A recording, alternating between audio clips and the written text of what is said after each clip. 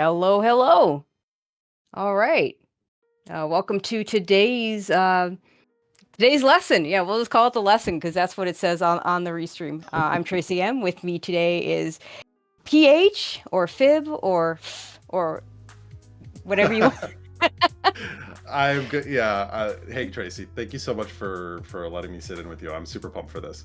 Yeah, I am too. And one of the funny things about this one is we were just talking about Bydey has what, a 124 you said? An Yeah. NMG? Yes, So we're Bidey is not one of the really, fastest. yeah, we're not really going to be talking about movement like his movement is going to run circles around mine. So if this were NMG, he'd be talking about me, except that I don't run NMG. You do, so. Well, yeah, and I was saying to Tracie, Bidey actually did my PB review when I first got kind of towards the sub 90 range, so he would literally be my mentor in that case. So Yeah. So this is going to be all about routing. I should say mostly about routing because we did mention that some boss fights might change based on whatever items seem better or worse in randomizer.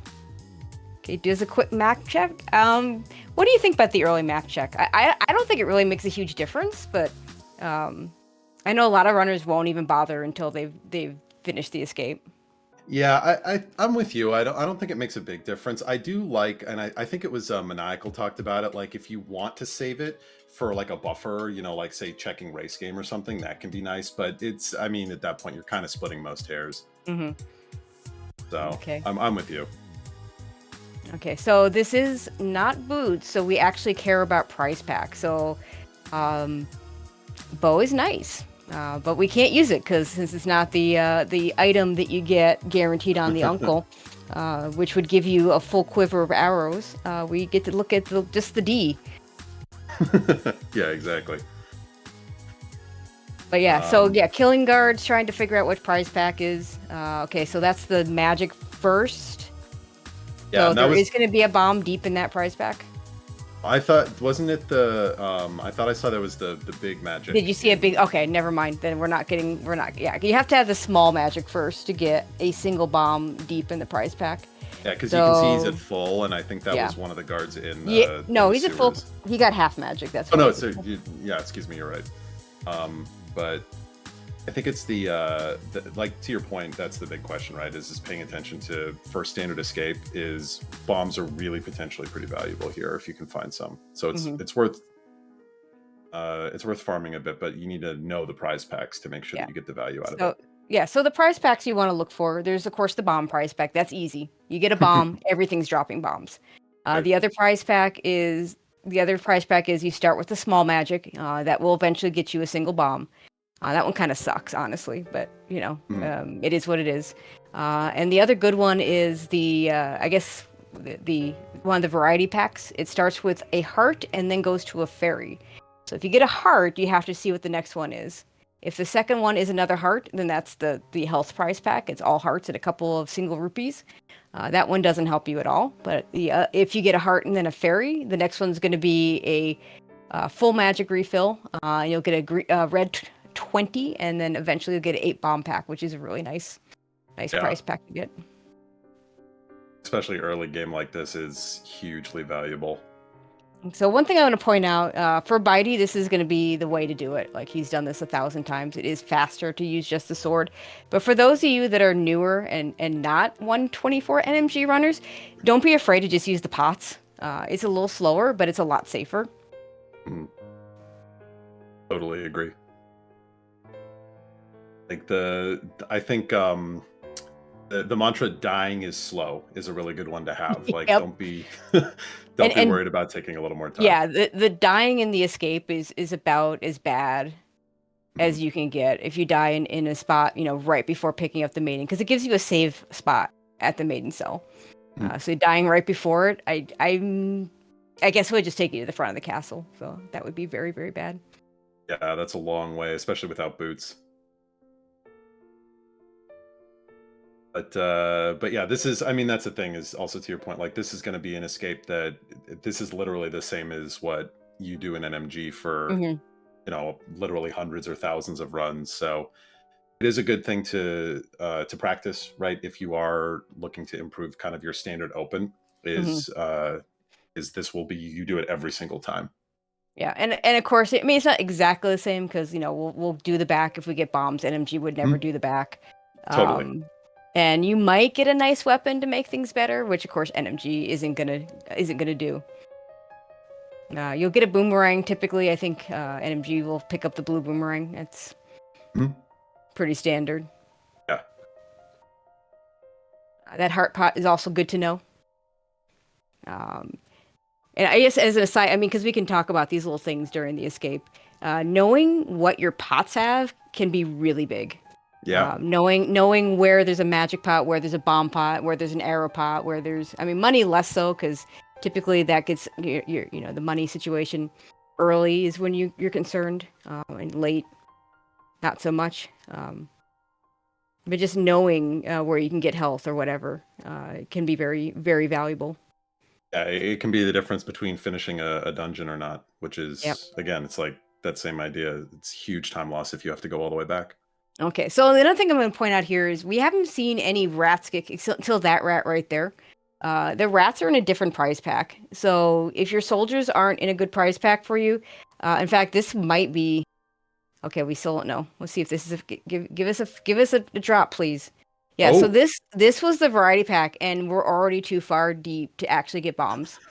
So if Bydey had been killing rats earlier, he would have gotten the 8 bomb pack. You could still get one here, and at this point, it's still worth it because you're about to do Kakariko. But you can. I don't think you can push the blocks from this you direction. cannot. Yeah, I have, you can't do. unfortunately. Yeah, you can't do it from this direction. So this feels like oh yeah, I should kill rats, and just a little bit too late. Yeah, it's and it's not like the nice thing is that it's as long as you're paying attention, you remember like, okay, when I get a glove, I need to ideally prioritize. Because one of the things to think about when you're doing a race is if it's what your opponent may have done is if they did do that farm, right? You should. Oh, and of course, bombs right there too. Oh, that's mean. Oh man. But like you want to be a little bit mindful of like, well, I had to not do this, so I should be a little bit aware of that. You shouldn't really like make huge changes, but if you have a chance to prioritize it in your route, it can be helpful, I think. Yeah, and also the prize packs. One of the more recent changes is they seeded the prize pack so that everybody gets the same drop order, Hmm. if that makes sense. So like the first drop will always be, um, instead of being random whether something drops or not, the first drop will happen. If it happens for one runner, it'll happen for the other. So you can rest assured that your opponent here would have gotten those 8 bombs. Now we're talking about routing here. What do you think of Yeah. this going straight into Saha here? It's funny. I was literally going to just ask you. I get the thought process is you got that early bow, but I think especially once you've walked out a Senk like that, I think you just continue through Hmm. for Kakariko. Yeah, a lot here for me depends, which should depend on how comfortable are you. We know this is a crystal, we've already checked. How comfortable are you with the dark rooms here? Mhm. That's not something you're doing in NMG. Um, so if you're really comfortable with these, I mean, 3 hearts and green mail, none of the dark rooms here are free. Right. The one to the big key chest, I think, is mostly free. But things can go wrong when you only have 3 hearts. And then the back one is not free at all. I think it's that and Dark Turtles in Pod are kind of my 2 commonly done that are the most difficult without a fire rod. Yeah. The only one that I would call more difficult is Dark Aga, but like there's very, very rarely a situation where it makes sense to do Dark Aga. Like when I say Dark Aga, I mean no fire rod. Yeah. I mean, I did die in Dark Mire in a tournament race, so I have to say that I think that one can be challenging too. But Oh, that's the hardest one to learn for sure. Yeah, that one's not easy. but yeah, no, I agree with you that it's like this. These are it's very easy to lose time getting stuck and then dying, and then you have a death in that situation is really awkward, especially this early, because then it's like, okay, well, do I try it again while I'm here, or do I go Do you come bail? back later? Both feel really bad. Mm-hmm. So there's our big key.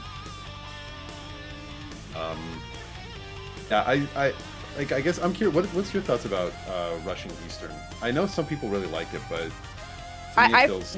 I usually a lot of times you'll see people rush it after they do Kakariko. There's just so many good things that we can get at Kakariko to just make this better. Heck, boots. Like if you have boots, if boots are in Kakariko, you've just lost. You know, compared to your opponent who's going to be running through this dungeon. This is a great dungeon for boots. Even though NMG, of course, we don't have them here. Yeah, it's too many. There's just too many good things that make this dungeon. A fire rod or a lamp would make this dungeon better. A better sword, maybe. Yeah, the sword doesn't really do much here. But a second bow, like Silver's on Armos Knights, would make the fight faster. And you might not get any of those things, but even in, you know, because we talked about these dark rooms, even a couple of extra hearts could be the difference between making it through the dark room and not make. Oh, we're skipping the big key chest. Did we get all the items? I'm not even sure. I don't think so. I know we got at least a compass. Yeah.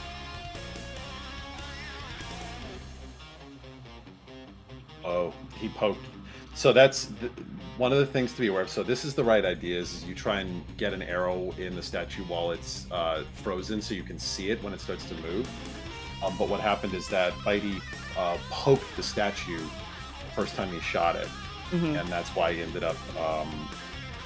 It moved out of his way. He was able to recover though, so that's actually really nice. That's well done. Yeah, that was very nicely done. And did have very little problem other than that poke that you talked about in that dark room. So it doesn't lose a ton of time.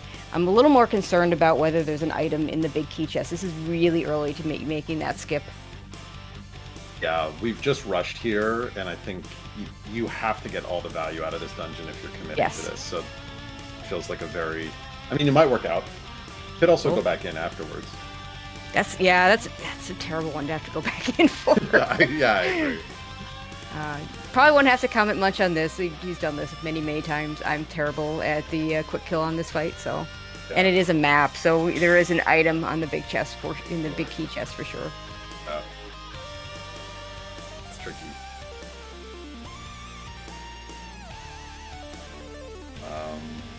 I don't. So here's a question: would you go back in before he? No. I mean, I wouldn't have left it in the first place, so that's. Yeah. He's going back in. Yeah. So I think that's to the point. There's some conversation around like technically in certain cases, right? It can still be faster to go back in less often, but like if you're coming here this early and you're committing to do these dark rooms, I think you kind of have to be of the mindset of I'm full clearing this no matter what. Yeah, try and spike something good here that maybe a flute or a bottle. Those are the things you want most before you get to Kakariko, because then, you know, you can avoid a double dip. You can avoid having to activate getting to activate that flute first time in. Those are the things you want most. A few extra rupees aren't a terrible thing, although he's at 95. You've got bottle vendor money already, essentially. So that's not really an issue. But that can be an issue in other situations. No, for sure. Rushing Eastern can make a lot of sense, especially getting that really early bow, and maybe your feeling is Seed is pushing you there, but yeah, and it's kind of a... But yeah, I mean, it puts, like, if I had done this play, it puts me in a position where when I get to those other checks, I don't want boots to show up. Right. Oh, and yeah, that's terrible. Like you don't want to not want boots, right? Yeah. Because, you know, just being able to, the time save, like I said earlier, the time save of being able to run through this dungeon, like this straightaway right here. You want to be able really to run funny. through. And it's like, it's got all these, it's right before the boots in the vanilla game, and it's got all these lovely long corridors. Probably. Yeah, it's screaming to use boots. And we do just get a heart container, which would have, you know, potentially made things a little bit easier. And funny enough, those anti-fairies, you can't powder them. I think you might be able to powder them after they release. They also don't take away your magic before they release. So they're just, I don't know what the game does, but yeah. Oh, it was Sankart, wasn't it? It's also, that's one of those things, this is minor, but you don't have to death warp there. You can just save and quit if you're... Yeah, in this case, yeah. Death warping there is a pretty common strat in keys modes when you dip Eastern without a big key. Oh, right. Yeah. Okay. Okay, so now it looks like we're gonna do a lumberjack check. This is one of those things that it kind of divides the community a little bit in that do you want to get the information now, or do you want to wait until you can actually, like right now we're gonna look at the item and we can't even get it. Right. So I always check it, but a lot of people will wait until they get boots for that. What do you do? I'm terrible. I'm like I don't have like a policy. Well, I'll say for like anything, to your point, anything with boots, so like a casual boot seed, I'm doing this every Yes, time. every time. But I would definitely in, in an open mode, I'm a lot less inclined to check it, Hmm. just because, yeah, it's locked behind at least the boots. Hmm. It's locked behind a logical agate clear. Um, the but it is, I mean, you're walking right by it. It's just there's a reasonable chance that you'll be headed Yep. back to Kakariko area at some point, and you could do, I mean, it's really no worse then. Yeah, and I kind of like it better if I don't have resources. Like right now we're farming a ton of these rupees. We're gonna have Yeah. Zora money very easily.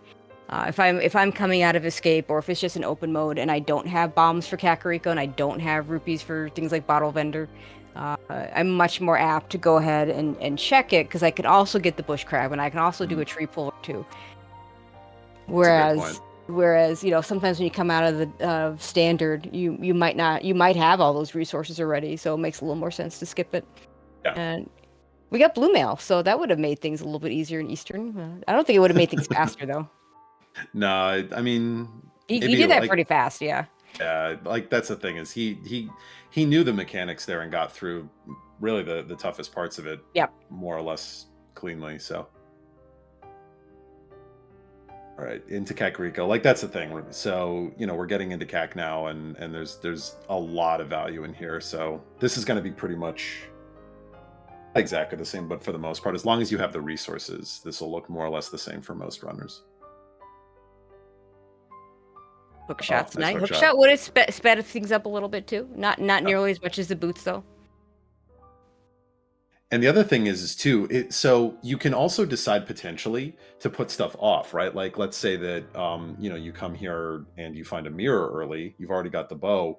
You could try and get greedy. Like it depends on what you're getting, right? But you can start to think about, how soon do I want to head over to the eastern area? Is there a chance I might be able to combo it, right? Because that can actually be a really big efficiency for some of these more out of the way checks, when you're able to skip, a walk over to the eastern pod area, or skip a mountain climb because you waited. So that can have value sometimes. So interesting. When he walked up the stair, I saw a little bit of stair lag, which I really didn't expect. So for those of you that don't run NMG, Apathy Duck drilled this into me when I helped him commentate during the last RMG tournament. Stair lag, basically when you walk up a staircase, if you walk straight out the door, you're going to get lag. So what you want to do, I mean, this is a very, very small thing, but it's a really easy, very small time save. And you want to go left or right out of the stair. It wouldn't surprise me if, because when I forget to do it, I always notice it. I'm like, damn, I forgot to cancel my stair lag. So I wouldn't be surprised if he noticed it right away. I just want to point it out to all of you that it's just a really easy, small time save, even though it's pretty minimal. It's one of those things too that, I mean, and if you watch Bydey during the escape, you probably saw him kind of do those little diagonal movements, right? It's the pumping, like that's it's another thing that as you play more, you kind of learn where you can save time on that. And my guess, don't do it right or down. And I'm guessing like that's not a spot you go into in NMG. Like when do you ever go into blind sight in NMG? Right. You don't. So, whereas I don't, if I saw him doing it, say in, Pod or Turtle Rock, that would really surprise me. Yeah.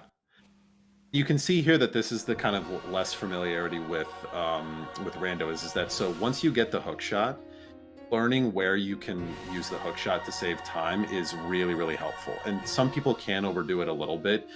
Diagonals are really fast. If you're using a hook shot where you'd be like walking the entire way on the diagonal, it may not be better. But if you're walking in a straight line for most of it, and you could hook shot something to get you there instead, it's probably quicker. Okay, we're doing a blind check of the race game. I typically do the blind race game check because there's still a lot of things that I prefer not to leave. Like it's hard to justify to go back for like a male upgrade or a half magic, or even a heart container. Whereas if I just do it blindly, I can be justified in picking those up. I think that the more comfortable you are not having those kind of items, the more you're gonna skip it. And you know, it's also mode dependent because like I know a lot of runners that will blind check it on keys modes Yeah. because you're more likely to get something you need. And in you know in an open mode, you're not gonna do it. I'm kind of that mindset. But I'm with you that sometimes it's incredibly painful. Like you see half magic, and it's just that moment of, Yeah. am I really leaving this behind forever? Yep. It's so useful. Yeah, exactly. Uh, okay, so So we did get a master sword in the back of Escape that we could have had a lot earlier if we'd killed some rats. So it was good that was good that he remembered and got back there quickly. Yep. Because at least it's also one of those things where the like mental damage of, oh my gosh, is this kill? You know, did I just get super punished by that? It's nice to just know what the circumstances yeah, are. absolutely. And if you don't get a glove, the game will still give you the light cone to get from front to back, and you just hope that it's not a glove there that you have to go from the front of Escape. That is just the worst. That is hyper punish. Mm-hmm. All right, so coming out of the dam here, and let's see. Yeah, okay. 5 rupees for leaving that. Yeah. And mini Moldorm. This is a good mini Moldorm. We have lots of choices for killing the Moldorms. Hookshot can be finicky, but it'll one-shot everything. Bombs. I mean, my advice is make sure you know how to do this with bombs. Yes. Sword. Do we get a sword in the first few weeks? I forget. Like I forget what the order of the modes are. I think at least the first week or two is sort of assured. So yeah, doing this with sword is not terrible. But learning how to do this with bombs. So when I go into Mini Molder and Cave and all I have is bombs, I walk in, I lay a bomb, and then I walk back into the door and hide. And usually that'll get the Mini Moldorm, the one in the middle. And then throwing bombs to the side. You can delay your throw a little bit so the bomb explodes in the right place. But other than that, there's really not much to it other than just, kind of timing it. But the first one is the tricky one. So like if I have literally anything else that I can kill the first one with, I will use whatever that other thing is. But I might go to bombs for the rest of them. Yeah, and it can be actually like, because you were saying, right, the hook shot can be finicky, and you're sitting there thinking, well, it one shots them, but Moldorms can be very, very tricky. A lot of the time, you'll see even really, really good runners once they get the middle one killed. A lot of the time, the side ones they'll use bombs on unless they have something like sword beams, which is really effective. Red boomerang is okay. Oh, sword assured. Excuse me. So it's actually the last 2 weeks. Pardon me, not the first 2 weeks. Thank you for to Lamaga and Mr. Angry Pants. Oh, okay. So we're starting out without us. Oh, interesting. So we're starting out. We're going to make it easier for them as it goes. That's kind of funny. So this is kind of interesting. So Bydey is leaving Ice Rod Cave. Skipping Ice Rod Cave, which, I mean, I watched someone do that in a race I called today, and it didn't hurt him. He came back with flute and boots to make it a little bit faster. Ice Rod Cave is a funny location because it is kind of off by itself, but not too hard to get. It's easy to get back to once you get a flute, but sometimes you just keep putting it off. And you can easily get into the trap of, well, if the answer is Ice Rod Cave, my opponent already got it and I lost. I have actually seen races where 2 runners have done that. So. Oh my gosh, that's incredible. Yeah.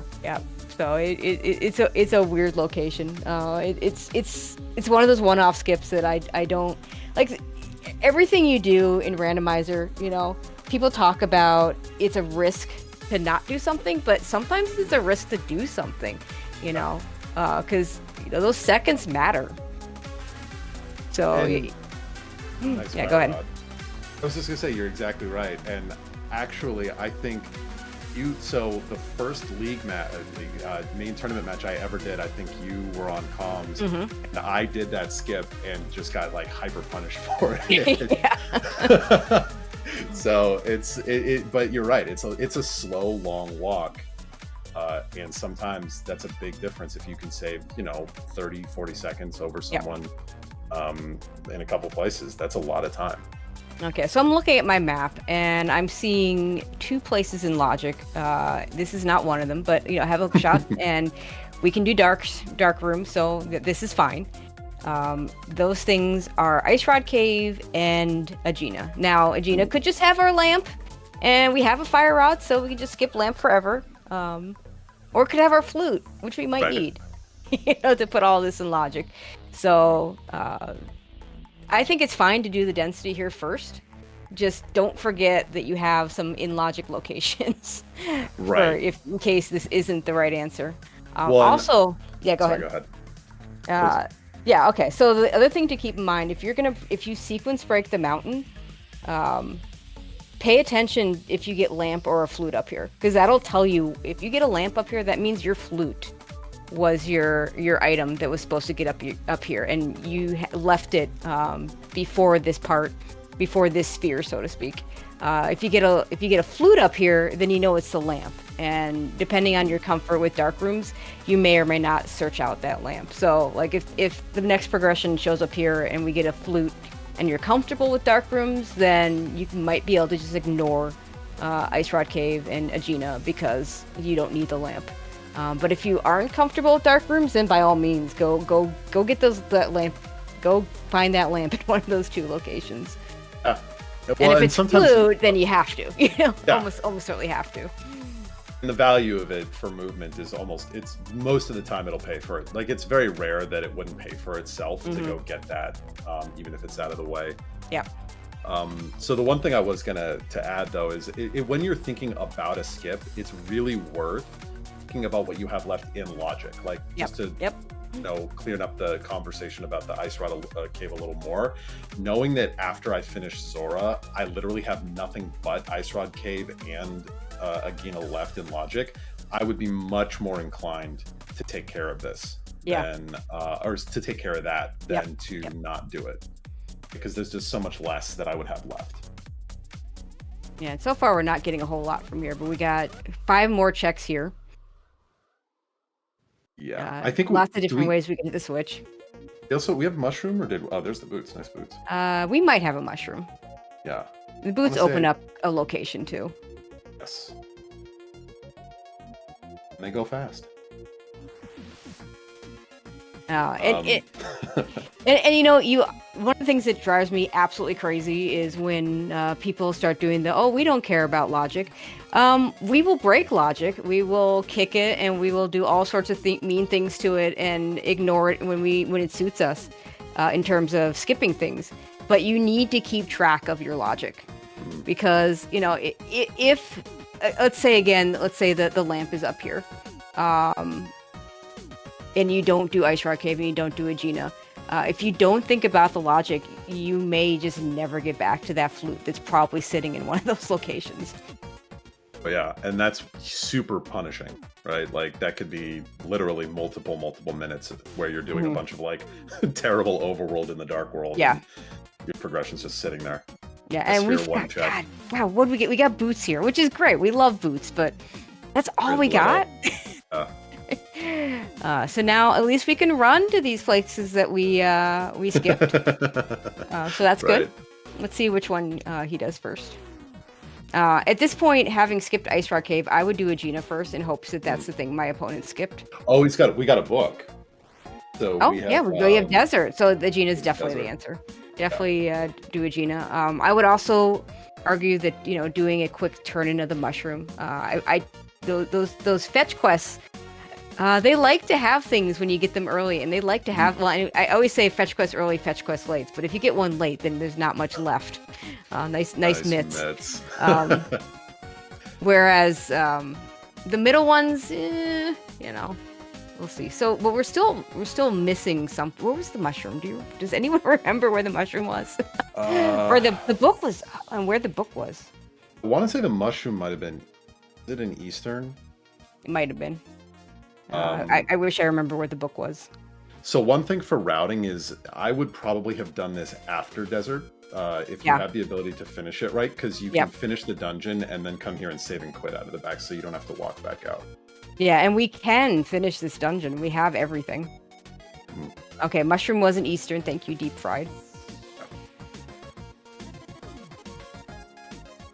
But it's important whether this book was in the mountain or not. Because if it's in the mountain, these myths are not in logic still. Which And we're is- still potentially missing a flute or a lamp for at Ice Rod Cave or at the mushroom.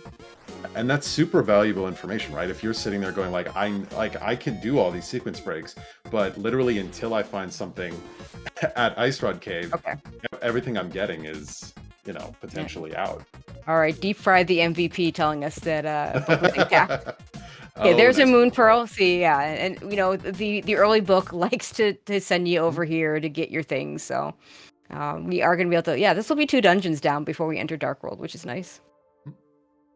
And this was also, it's worth keeping track. This is a nice pendant crystal layout.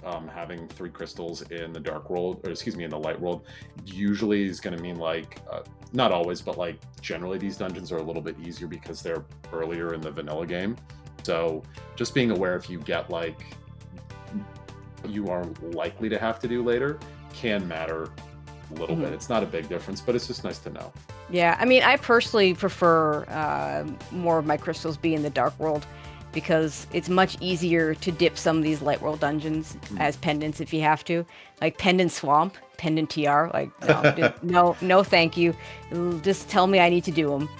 Pendant Swamp in particular is the one I hate the most, unless I get an early hook shot. We have a hook shot, so it's irrelevant here. But I am not a hoverer, so. The Pendant Swamp always scares me if I haven't found that hookshot yet. Yeah, no, I mean that's a really good. That's actually a really good point and very fair way to think about it. I think it's at its core, though, to your point, like the biggest thing is like feeling like you have a rationale to do something or not do something, right? Like, hey, I've decided that Pendant Swamp, I don't like it. That's a like, and then you just have that kind of like as your play philosophy, especially while you're earlier, thinking you can develop it over time. Yeah, don't forget the myths. Oh, that was scary. Yeah, it was. Okay, the nice thing is we do have the fire rod, so we can finish this dungeon. We still haven't found our mountain progression, but our actual, yes, but we have both gloves are in logic, moon pearls in logic. By the way, Myth's Dark World access kind of sucks. Give me a hammer instead every time, because now you'll have the Thieves Town issue. Do I full clear it and risk leaving the item in the big chest? A friend of mine and I went through a stretch where we kept last locating medallions that were required in Thieves Town big chest for some reason. No. Oh, that's so painful. And you know, it's one of those things where it could have nothing and you're fine. It could have map compass or the small key. Yeah, it's not, and one of the things I think people make a mistake in Rando is there's no one size fits all answer to any of these. Like whether or not you do, and we'll probably get to a Thieves Town play and we'll have to ask the question, do you finish it? And my answer right now is I don't know. Like I don't have enough information. Yeah, I was about to say that's one of the other problems with myths, and actually exactly to the point you just made about pendants in the dark world, right? Like that is kind of an ugly situation that you can easily find yourself in, is pendant thieves, myths, dark world access, no hammer. Yeah. No, I actually kind of think it's worse if it's crystal, because then it's like, oh, I can get that crystal, but do I risk leaving the item? Yeah. But and if it's pendant, and then if your opponent, like I've definitely seen races where there's something in the back of Thieves Town and one player goes and does it, the other player doesn't, and it's like an ice rod or something. Yeah. Which is best and worst case scenario for those 2 runners, Oh, totally. And that is one of those things that, like, I am sort of like Mr. Angry Pants here in chat. I'm kind of I'm just gonna do it, and when it's that like really brutal case, it just sucks, and you just like, oh well, that's GG.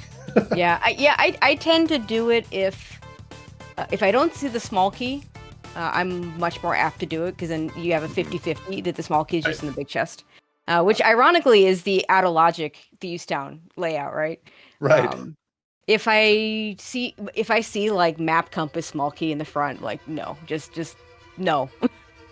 I'm not risking it in that situation. And then there's in between situations where, depending how I feel about the early race, depending on how I feel about the rest of the area, depending on what I've already done, yeah, it's very conditional. It's not a and I might make a different decision. Look, see Pendant Thieves and Pendant Skull Woods. We can clear both Oh those. no. With the It's early all good. fire rod Oh, too. it's terrible. Okay, but yeah, I might make a different decision given the exact same situation. I might make a different decision one day over another. And Totally. honestly, you don't want to be making the same decisions. I mean, I do a lot of ladder races, so my opponent doesn't know who I am. But in general, you don't want to always be making the same decisions every time because then your opponent can just say, well, I know my opponent's never doing the back of Thieves Town, so I can skip this. Yeah. So, So how do you feel about coming down into Thieves right away as opposed to either like maybe the Skull Woods, or at least the rest of the village? with mitts, I'd rather put it, more so if this were a crystal. But with mitts, Dark World Access, and no hammer, I want to do all the other locations first. Other things I could be missing, like Skull Woods, is very conditional for me because you always hear the Skull Woods is just overworld, except the Skull Woods has 3 small keys and only 2 items, and they might both be in the back.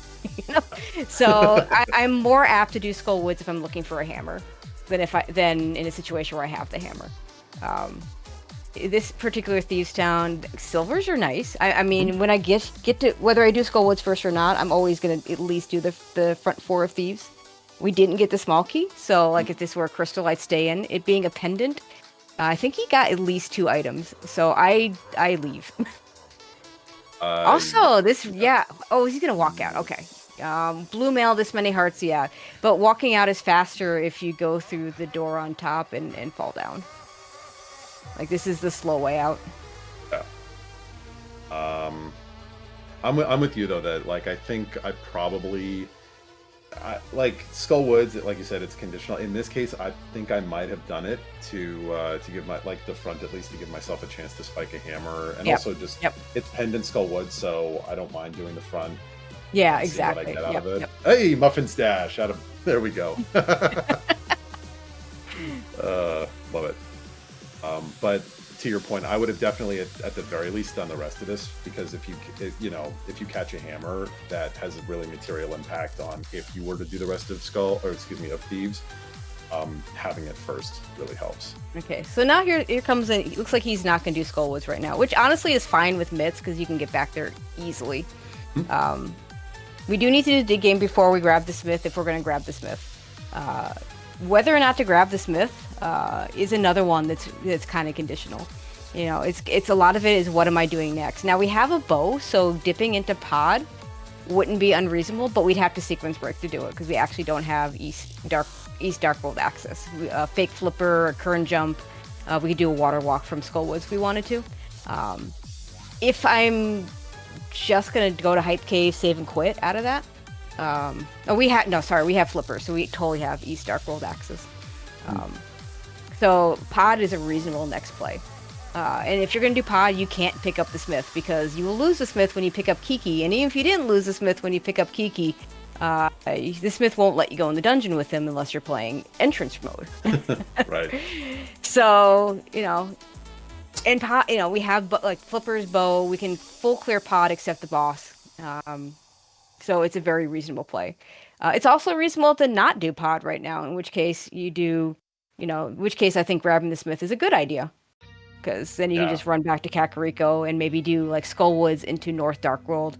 Maybe even head on over to say Catfish Pyramid and then hit pod from there. I actually like that a lot. If you haven't done Skull Woods, I actually think that if you don't want to do pod, like I think my instinct here probably is to hit Pyramid into pod and kind of put off Catfish for if I get the mirror and I have to do the North Darkhold checks later. And pod is super dense, so Yeah. I think it's a pretty sensible option next.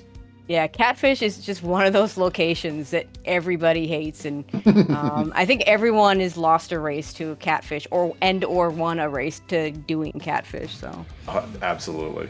And we even saw it in this year's qualifiers in the McBoss race, where there was an ice rod at Catfish that we didn't know about. Now this is a different thing. How do you feel about checking Dark Death Mountain right here? Because that's what we're doing. I mean, you get the 6 items out of. We've had the hookshot for a really long time, so it's not awful. You'll get the knowledge of what the medallion is for. Turtle Rock, yeah. Turtle Rock. I think I'd probably wait though, because I really don't want to come back here again for Hera, which we know is a crystal. Yeah. So I probably would have waited. Yeah, I think I agree with you. And I might not if we still hadn't done Light Death Mountain, this would make a lot more sense, because now you're adding, the 7 paradox items and the spiral cave items. I mean, it's a density play, and we could get those bombs don't really do much for us, but so there's nothing necessarily wrong with this play. It's just, what are we doing after this? We can't get Floating Island. We just get the Hookshot Cave. We can't do Spike Cave. We can't do Hera. We can't open Turtle Rock. There's a lot of things we can't do, and we're guaranteed another trip up the mountain. Yeah. Unless you spike a mirror right here with a hammer or something, super valuable. Yeah, a mirror here would get us Hera at least. Hera, yeah. But yeah, wow. That is garbage. That is especially trash. Oh my god, that was brutal. Such a bad Dark Death Mountain. And it really, and when you go and do those checks, those density checks, like that, it just hurts even more.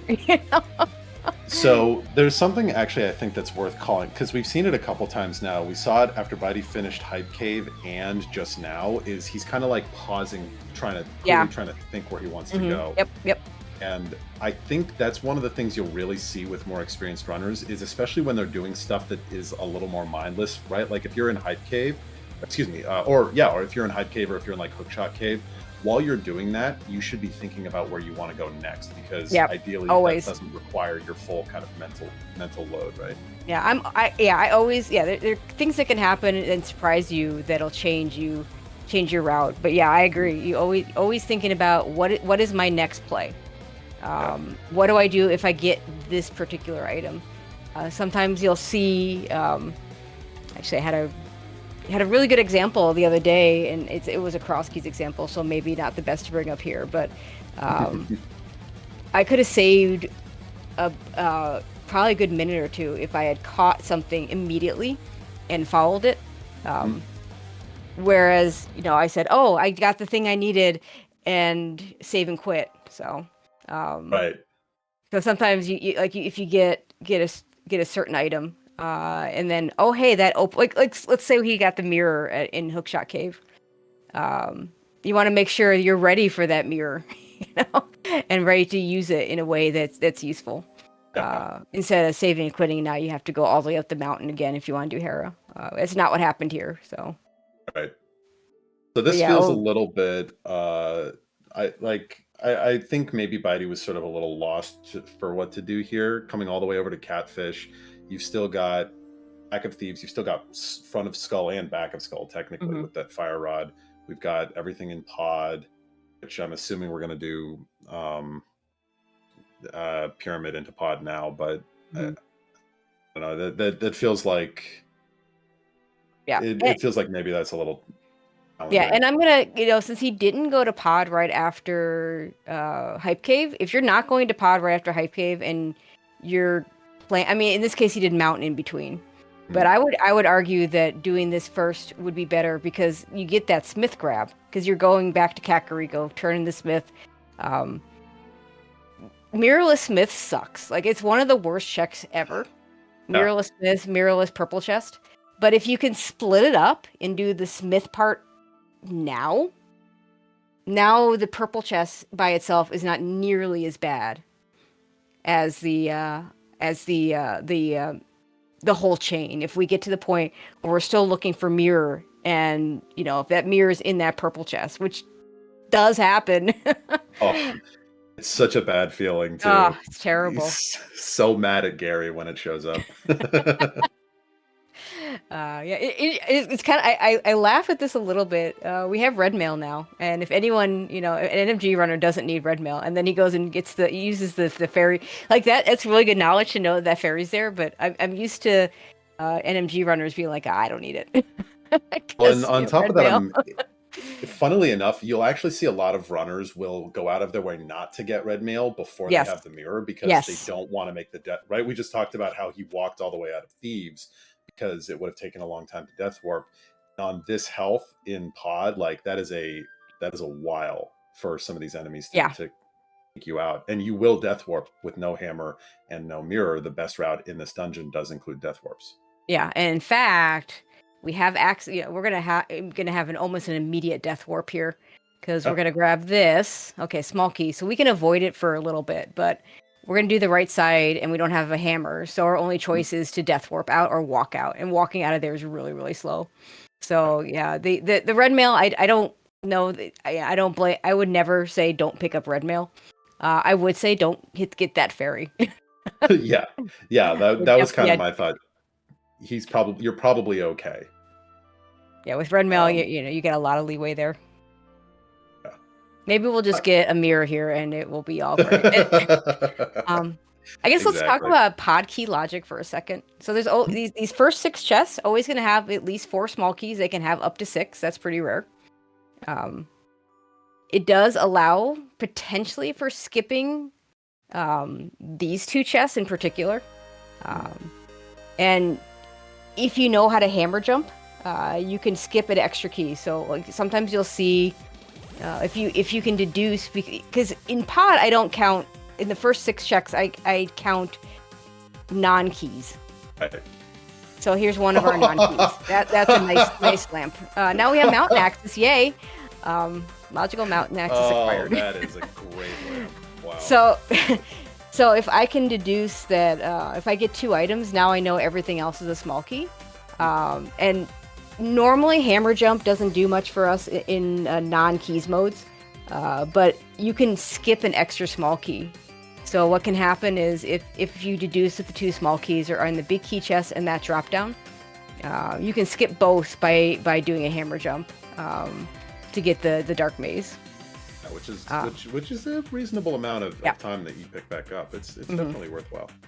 And the other thing to note about the hammer jump, it's also the other time it's useful is if we had a hammer. Yeah.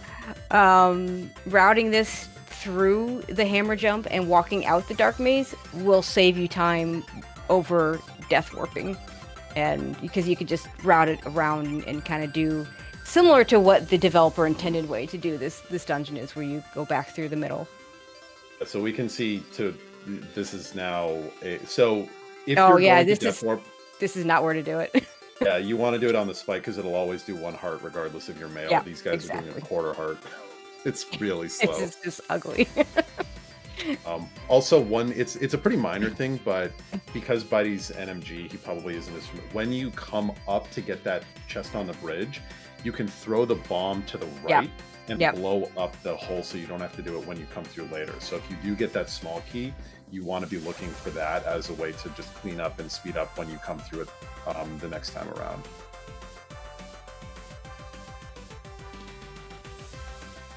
All right. Yeah, I see we got Bydey in chat. I know that some IRL had come up that he wasn't necessarily going to be able to be here the entire time. So, welcome. Bydey. So yeah, doing the bomb throw ahead of time is nice. Don't feel like you need to do that for those of you that maybe are less experienced, because that can happen. I personally never do it. Also, if you have like the easiest way there, in my opinion, if you do want to do it, if you have the hook shot, just stun him. Yeah. But yeah, same Mr. Buyer. Okay, there's our big key. Yeah, and this layout would have made it tough to do the kind of route I was talking about to go around because the big key was late. You don't want to be leaving that big chest behind. Yeah. I think I saw a little more stair lag.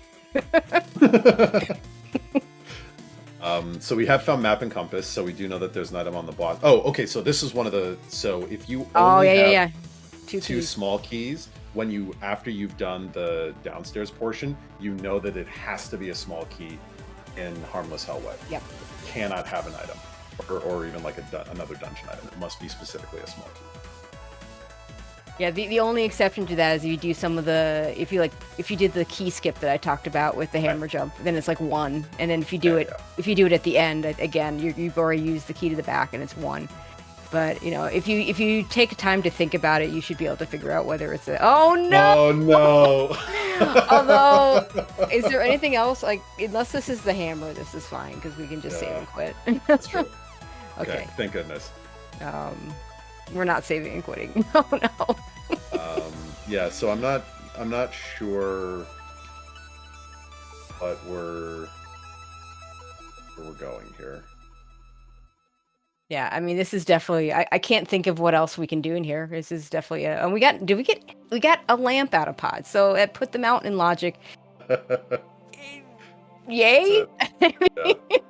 Well, here's the question then: what is in what do we think is it? Because the mountain, actually, that's the first, right? That's the first time. Do we think there's anything in Ice Rod Cave, or are we just like, all right, it's gone forever?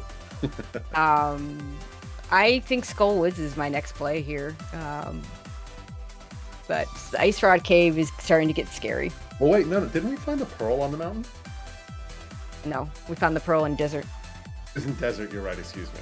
Thank you, okay. Because I was like, wait a sec, how is that? It has to be, is the flute there? But no, I'm just wrong. Okay, so... Yeah, the only thing we've gotten on the mountain is boots, and we haven't done our boots check, so that's a good place to start here. These boots are in logic now, let's see what they have. Bydey did do the bonk rocks, but yeah, I think this is a King's Tomb. Have we done Bridge Guy? Yeah, we've done Bridge Guy. We did all the early flips checks. And while we're talking about flips checks, what's your opinion about doing things with flipper? Oh, mushroom time. Doing things with flippers versus water walk versus fake flippers.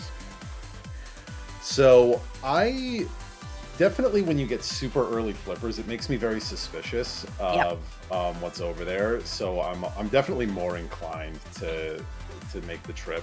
Mm-hmm. Same. I kind of like putting off that stuff unless I specifically have flippers. Like I'll do it with boots because I like the water walk, but yeah, the water walk's super nice. Okay, not good reset.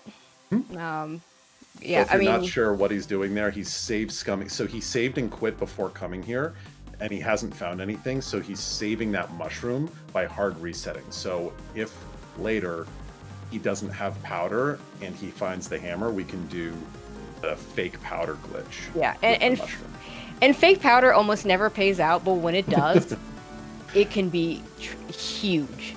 Oh my gosh. Yeah, but to get back to that flippers conversation, sorry. Yeah, I mean that was important in itself, so we definitely want to point out that reset. When I first started playing, I was always fake flippering. Like I would do Ice Rod Cave, and then I'd either fake flipper to the man under the bridge, or if I had the money, I would fake flipper to Zora. And most of the time, it was nothing, and most of the time, I was just wasting time for things that weren't in logic and potentially would never be in logic. Because every once in a while, you get the rare pendant swamp ice, and your flippers are just in GT. So I agree with you in that. Yeah, breaking it with boots and the water walk makes a lot more sense because it's really fast. And you know, and again, it kind of whether I have money or not. If I have money, I'll do all of the Zora area, and if I don't have money, I'll like do the waterfall check and then go back into the whirlpool to do the man under the bridge. But again, we're running now, so it's much better. But with nothing. Yeah, I mean, if it saves me an Aga play, somebody else fakes flippers and gets to avoid Aga, then GG to them. You know, it's just every once in a while it's gonna bite you, and that's just rando. You know. Oh, totally. So we're finally making our way into Skull Woods. Like you said, a lot of people treat it as sort of overworld. There is so if you're familiar with the ladder. Big Dunka, who is the ladder Dunker Woods. administrator. Yeah, he will always say never skip Skull Woods. I think he's won it Yep. better too with Ack the Boker on that front. Yeah, I But believe so. and his rationale behind that is very specific, which is he has looked at, just generated a large number of seeds. The frequency. And there it is. There's a hammer. Oh boy. That's the second item. We're done. Somewhere he's smiling, of course. Oh man. Well, so Mr. Byer, it's a pendant Skullwood. So I honestly probably would have even not gone to the middle first. I might have just dipped this to start. Yeah. And hope to get a small key in the first chest. Yeah.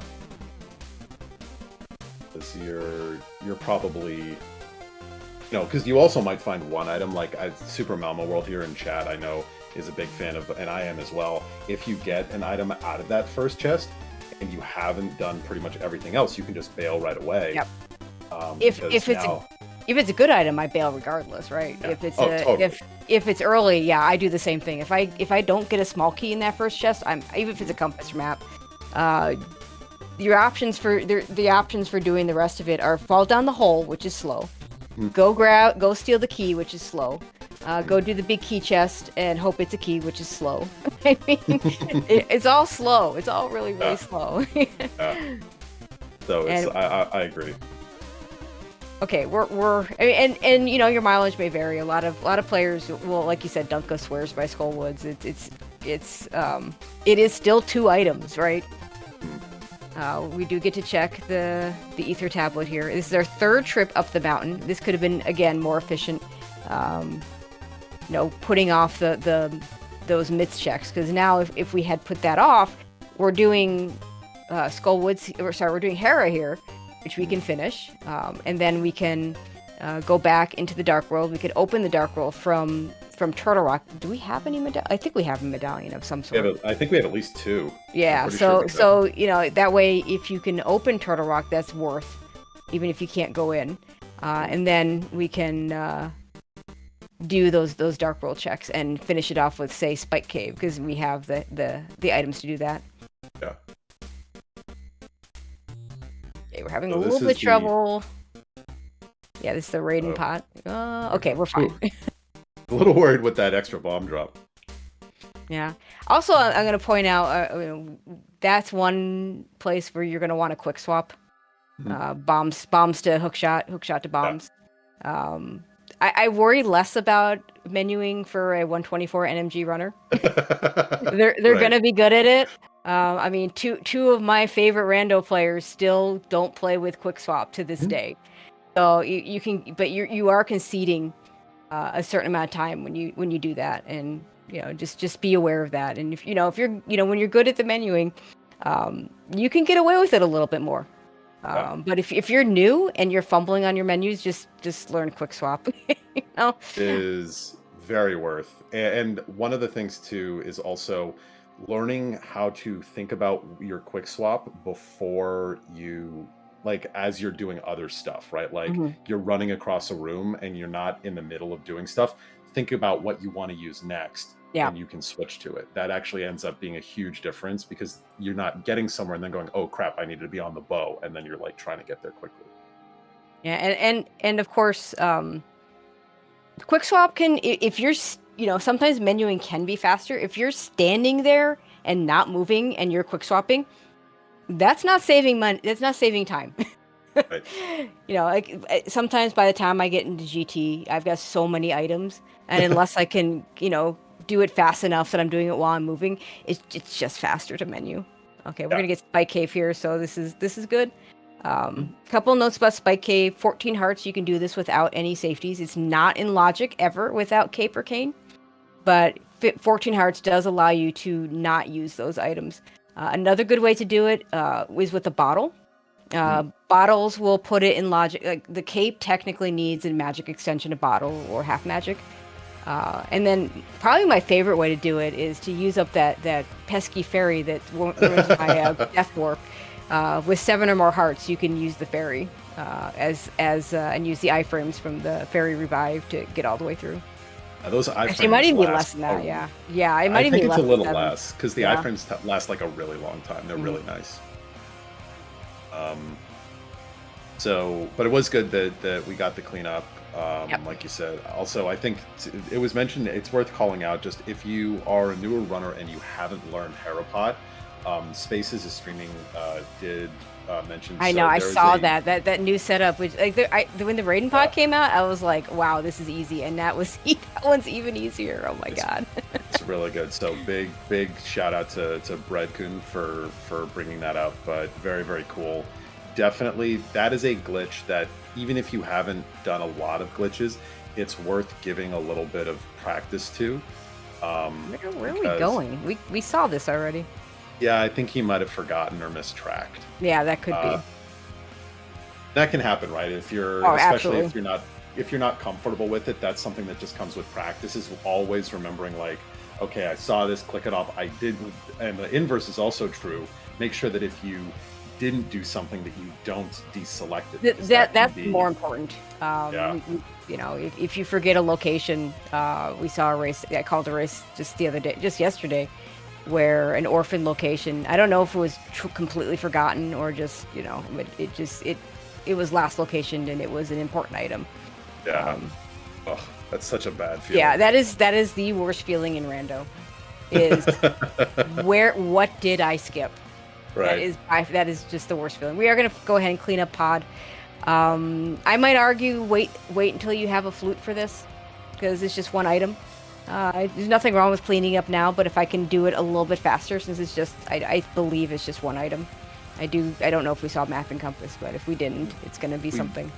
We did see map and compass, so there's only one item left. But I'm with you. I mean, let's see, what do we have now? We have Back of Thieves. We've got Green Pendant Ice. Swamp. Did we find Mirror? We haven't found Mirror. Okay, good point. We do have Ice though. Yeah, probably Ice. It sucks. I guess this. Yeah, this is not too bad because you have to do it anyway. It's kind of couple not great. Also, Ice Rod Cave. Have we done? We still haven't done. No, we still haven't done. Oh no. Yeah. Really, so I mean, it's not a. There's nothing wrong with this choice, right? Flute could be very late, and putting it off that long, and it is an item. I just think I might have delayed it longer, but yeah, I'm kind of hoping we don't find Kane for Ice Palace, just so we can make sure everybody realizes how important the Ice Palace bomb jump still is. Right. As every time when I'm on commentary, every time someone has to do an Ice Palace bomb jump or just does it, I'm always doing the PSA. You still need to know how to do this, because you do not want to have a Kane Samara in Ice Palace and have to do Ice Palace the developer intended way. And for whatever reason, it's probably confirmation bias, but it feels to me like the Kane loves to show up in ice. It's not unusual at all. And it's especially in that icebreaker chest where it's on the right side. It's just mocking you at that point. Very nice Helma fight. Just looked away to my tracker and it's already done. Yeah. So Bydey, just because it is worth noting, so he did something there. When you have spin speed enabled and you are using the hammer, it actually makes the hammer hitbox bigger for when you are hammering up. That up hammer hitbox is really, really small and very wonky. So if you have the sword and the boots, enabling hook spin speed is going to make that fight easier, and that's kind of the NMG strat, which is why it's unsurprising that Bydey is very proficient with it. And nice to have silvers to finish off Helma. I typically will, if I have tempered or higher, I typically don't switch to silvers, but anytime I have master or lower, I'll switch to my bow, regardless of silvers. I 100% agree. It's very, very nice to just be able, even sometimes when I'm on tempered, it kind of depends, but there are definitely times when I'm like, you know what, I'm tired. If it's late in the seed and Helma's been hanging out there too long, I'm just like, I don't want to deal with you. Just him out. Okay, this could be Smith Chain. I completely forgot about that as well. We have all of it now. And to the earlier point I made, if we had turned in the Smith earlier, now we're just doing hammer picks and purple chest, which doesn't feel nearly as bad without a mirror. I agree. As it does now, when we're gonna have to. I mean, okay, we're gonna do the hammer picks first. I like this. Fun little bit of strategy that I use that never works, but someday it will. If I am doing this with the mirror and I don't have boots, I'm always doing. I turn in. Usually, it's faster to do the hammer pegs than turn the smith in, but I always do it the other way around because one of these days I'm gonna get boots on the smith and feel really sad if I do it the other way. But you're right. I mean, hammer pegs without boots It's terrible. It's awful. Honestly, there's one thing worse is when you have boots but you don't have the sword and you can't match. I actually think I might start doing what you just said because I'm with you that it feels terrible. Yeah, and we saw a little pause and a save and quit because I think it was, oh yeah, I don't have mirror to turn them in, so I have to go back. I'll be honest, I probably would. I think I'd be in ice a while, like before the pod trip, and like to your point, I probably would have tried to do Smith at some point, especially if I wasn't going to go into pod at the end of that Dark World loop. I probably would have grabbed the Smith. Yep. But with Green Pendant, it's 3 items. I haven't done Ice Rod Cave, which is a Sphere 1 check. Yep. I'd probably, and yeah, it sucks a little bit to do it without Kane, but it's still actually not that slow. Mm-hmm. So that's where I'd probably be. Yeah, I think I'd be there too. We'll get a sword though. That makes Ice Pals better. It does. Tempered Sword, Cold Stare is better than Master Sword, Cold Stare, but we have half magic and Fire Rod, so it really wasn't going to be that bad in the first place. I cannot believe he did not go for the Fence Dash coming out in Light World. I'm so disappointed.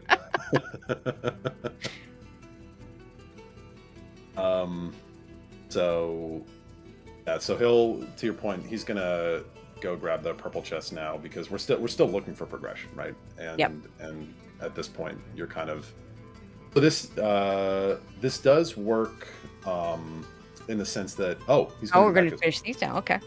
Interesting. Yeah, the problem here is unless you find exactly Kane before going into ice, you're just bleeding time here. And if you get Kane, then you're golden. Yeah. Because the Kane of Samaria is the thing you want to have before you go into Ice Palace, because it just Icebreaker in a go mode. Yeah, I mean don't kid yourself. In a go mode Ice Palace, it's like 15 seconds, but in a full clear Ice Palace, it's minutes. Oh yeah. So so it's really, if you can get that Kane, it's great. But at some point, it's kind of is it really? Are you really saving time here by not by waiting on that Kane? Of course, we might find a mirror. Yeah, go get us something. We might find a flute, which gets us stuff. Yeah, I mean, like that's because what are we? So what are we actually missing, right? Remind me what's our third pendant? What's a green pendant? So it's the green pendant is ice. That's why so we are missing potentially I actually don't know if we found the third medallion, so we might be missing a medallion, but we don't really know. We definitely need the flute. We definitely need the cane. We need the ice rod. We need the ice rod. Please don't have given us an ice rod hunt seed. Oh no. The only thing worse than an ice rod hunt seed is a boots hunt seed, because you don't have the boots to do it. It's the worst. Okay, we have an ether. We don't have quake. I saw ether go by into lamp hammer, which means we don't have quake. I don't know if we have bombos. I think we have bombos. I think we got bombos earlier. We did. We got it pretty early. So just for frame of reference, if you haven't checked for the mentees, if you have 2 medallions and you haven't checked either, it's slightly less than 50-50 because of the way the probabilities work. It's 4 out of 9, I think, if I remember right. Is how it works out between the two. Okay. And the way I think about it is that the game's got to give you the medallion you need somewhere. The medallions you don't need can be in GT. So it ends up being a little more likely that you're okay, but I also, it feels like, and this is of course confirmation bias, it feels like if I have 1 medallion, it's the right medallion, but if I have 2, it's the wrong one, so. Yeah, oh, that's good. But honestly, I actually never even thought, it's a really good point that the game has more place, and that's true of you know, certain other things, right? Like the game has more places to put things that you might not need, Right. and the things that you definitely need to beat all the crystals. So it should just be, it's definitely a thought process. Okay. So we have all our pendants, well, 2 of our pendants, and we have so Ped is in logic, yay. Oh boy. Oh baby. And this might be, you know, sometimes, especially if you feel behind, playing for Ped is not necessarily a bad thing. Yeah, Absolutely. The Ped can bail you out, Green Pendant can bail you out. It's better if you have a book and you can actually check it. Also, we've gotten both our items out of Skull Woods, and Skull Woods being that last pendant with our items already picked out of there is nice, because if we decide that Pet is the play, we just go kill Moth, and then, well, if we have a mirror. If we Yeah. don't have a mirror, it doesn't work so well. But you go kill Moth, mirror, pull Ped. We had a seed today where Ped had a book. It was an all dungeon seed, so it was more amusing than anything else. In all dungeons, Ped is just another check. Yeah. And in fact, in all dungeons, I like Ped to have something because it guarantees that my pendant progression isn't in GP. Oh, boy. flute! Yuck. So there you go. That your call of doing Smith Chain. Yeah. Yep. Okay. So yeah, next thing is activate that flute. No. Like at this point, you put off ice this long. You're saying, yeah, you're chasing that flute. Yep. At minimum, you can check the medallion and Mire Shed. Mire Shed is a very fast 2 items, and you get the knowledge on the medallion, and then from there you can decide if you want to continue on into uncompletable mire or go do caneless pendant ice. These are some good choices that we have. Yeah. I like a seed with some choices. I ran a seed, or I mentored a seed with one of my friends who's going to be in this tournament last night, Cool. and it was the jettiest of jet seeds. Like there were no decisions to make. And we're like, okay, well, that didn't teach us anything. Right. Oh, yeah, this is a little bit better. Oh, I hate running into her. Oh, GG, Bydey. Well done. Okay, we're gonna do a fake powder first and see if this pays out. Again, we can't do fake powder. We don't have a king. What are we doing? I was gonna say, I think that's maybe. Did I miss powder somewhere?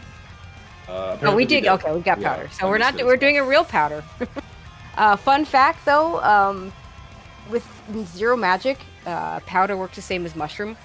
So if you're ever needing to use powder for either this or for an anti-fairy, you can still do it without any magic as long as you have that Cane of Samaria. It works exactly the same way. And powder was nothing.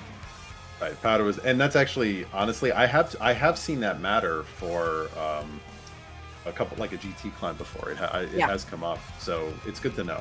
Yeah, one of my good friends that was in the tournament, made it to the round of 32, multiple times during the tournament used fake powder on the GT climb, and I think one of the times it was fake powder. Hey, Ice Rod Cave, let's go. Okay.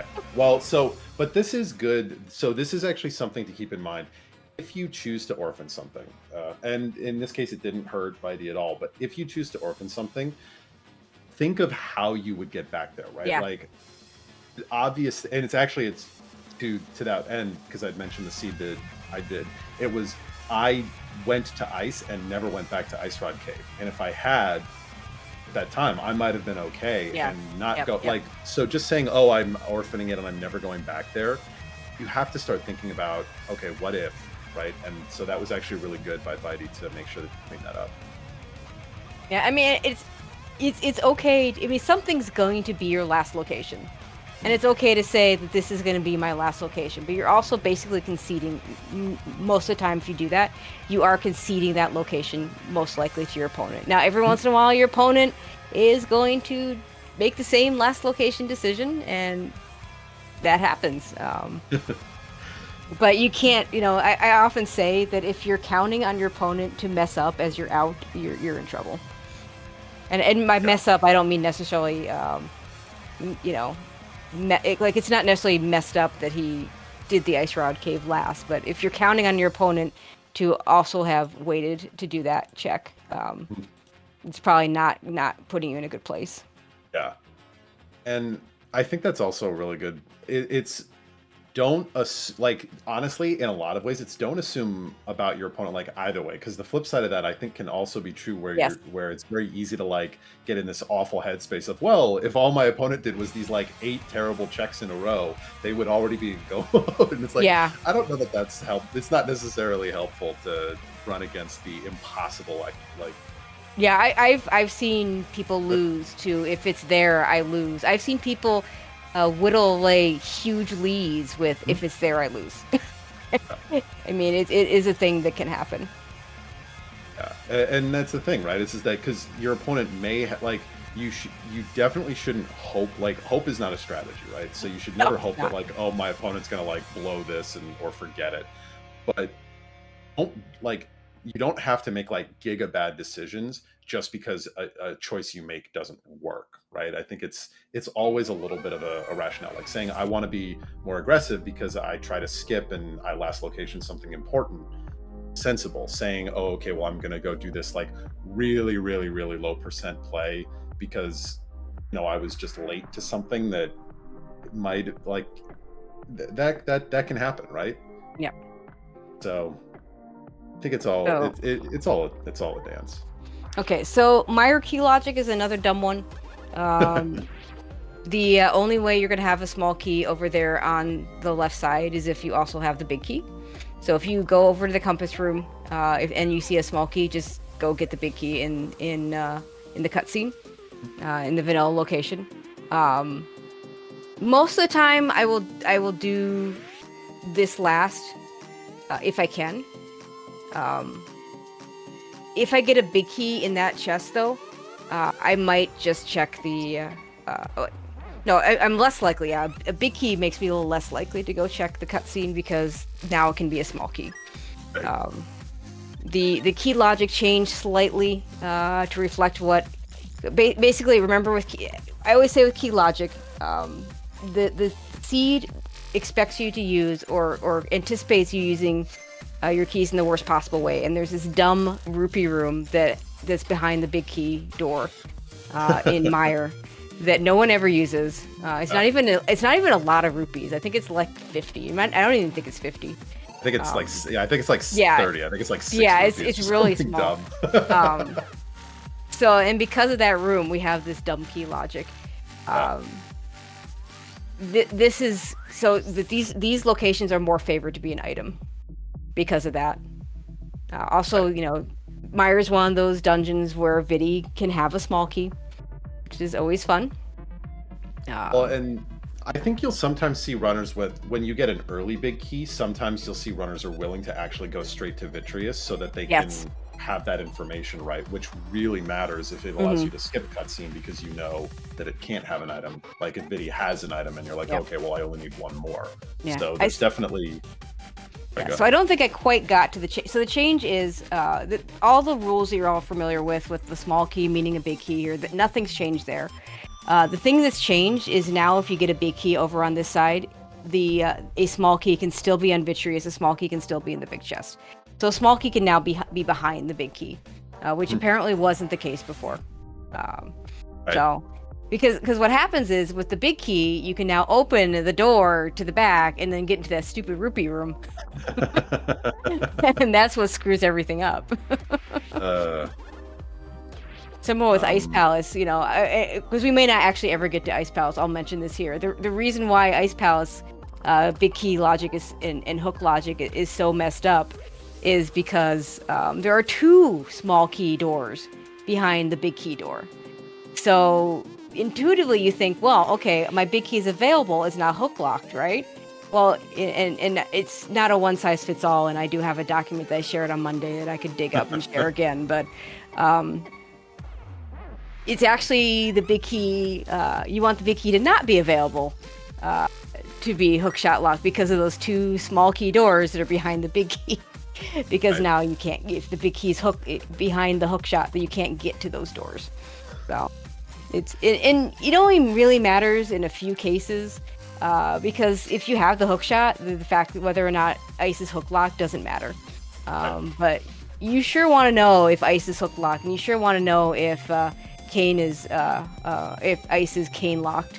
If you're thinking of a green pendant turn, if you're thinking of going into GT without one of those items, you want to know if those items can be there. And fun fact, one of the last races Christos Owens ran, and he helped create the logic. He was looking for Canis Amaria. I think ice was a red crystal. And he was looking for Canis Amaria, and it wasn't in Ice Palace. And this is even before Icebreaker, so it's not as big a deal to just do Ice Palace without Canis Amaria. And it was his go mode item, and went to Pyramid Fairy, which was a big waste of time because there was a small key. Because there was a small key on Cold Stare, there could not possibly be a Kane at Pyramid Fairy. So that's the thing to keep track of. So we got a single rupee. So good start, Ice. Yeah. And I mean that's one of those things too where we saw kind of also before doing this, Bydey had checked Bumper Ledge because we got the cape. Yeah. And usually if you're kind of doing anything in the North Darkworld area, it's probably a pretty good idea to like peek at that just because it's going to end up out of the way otherwise, which is what we saw ended up happening here. So I probably would have still come here before. Also, we're still actually missing multiple items right now. So even if there was some, like you could have gotten the cane specifically on Bumper Ledge, but it's like, it's just there's so much more value. There's 5 items worth of value between Ice Rod Cave and Ice. Mm-hmm. Probably would have just done this. Oh, we're just gonna hover. Okay, we have a hover in Mentor Turtle. Let's go. Okay, dude. Let's just be clear. Like that is not to Tracie's point earlier. Please learn the Ice Palace bomb jump. Please do not learn the Ice Palace hover until you've played this game a little bit more. I mean, if you're gonna go for a hover, the one to learn is the Moldorm 2 hover. Yes. So Ice Palace routing without if you're trying to full clear without a small key there is actually kind of tricky. Yeah, I usually just fall down and use the hook shot to get to the left side. Sorry, the right side there.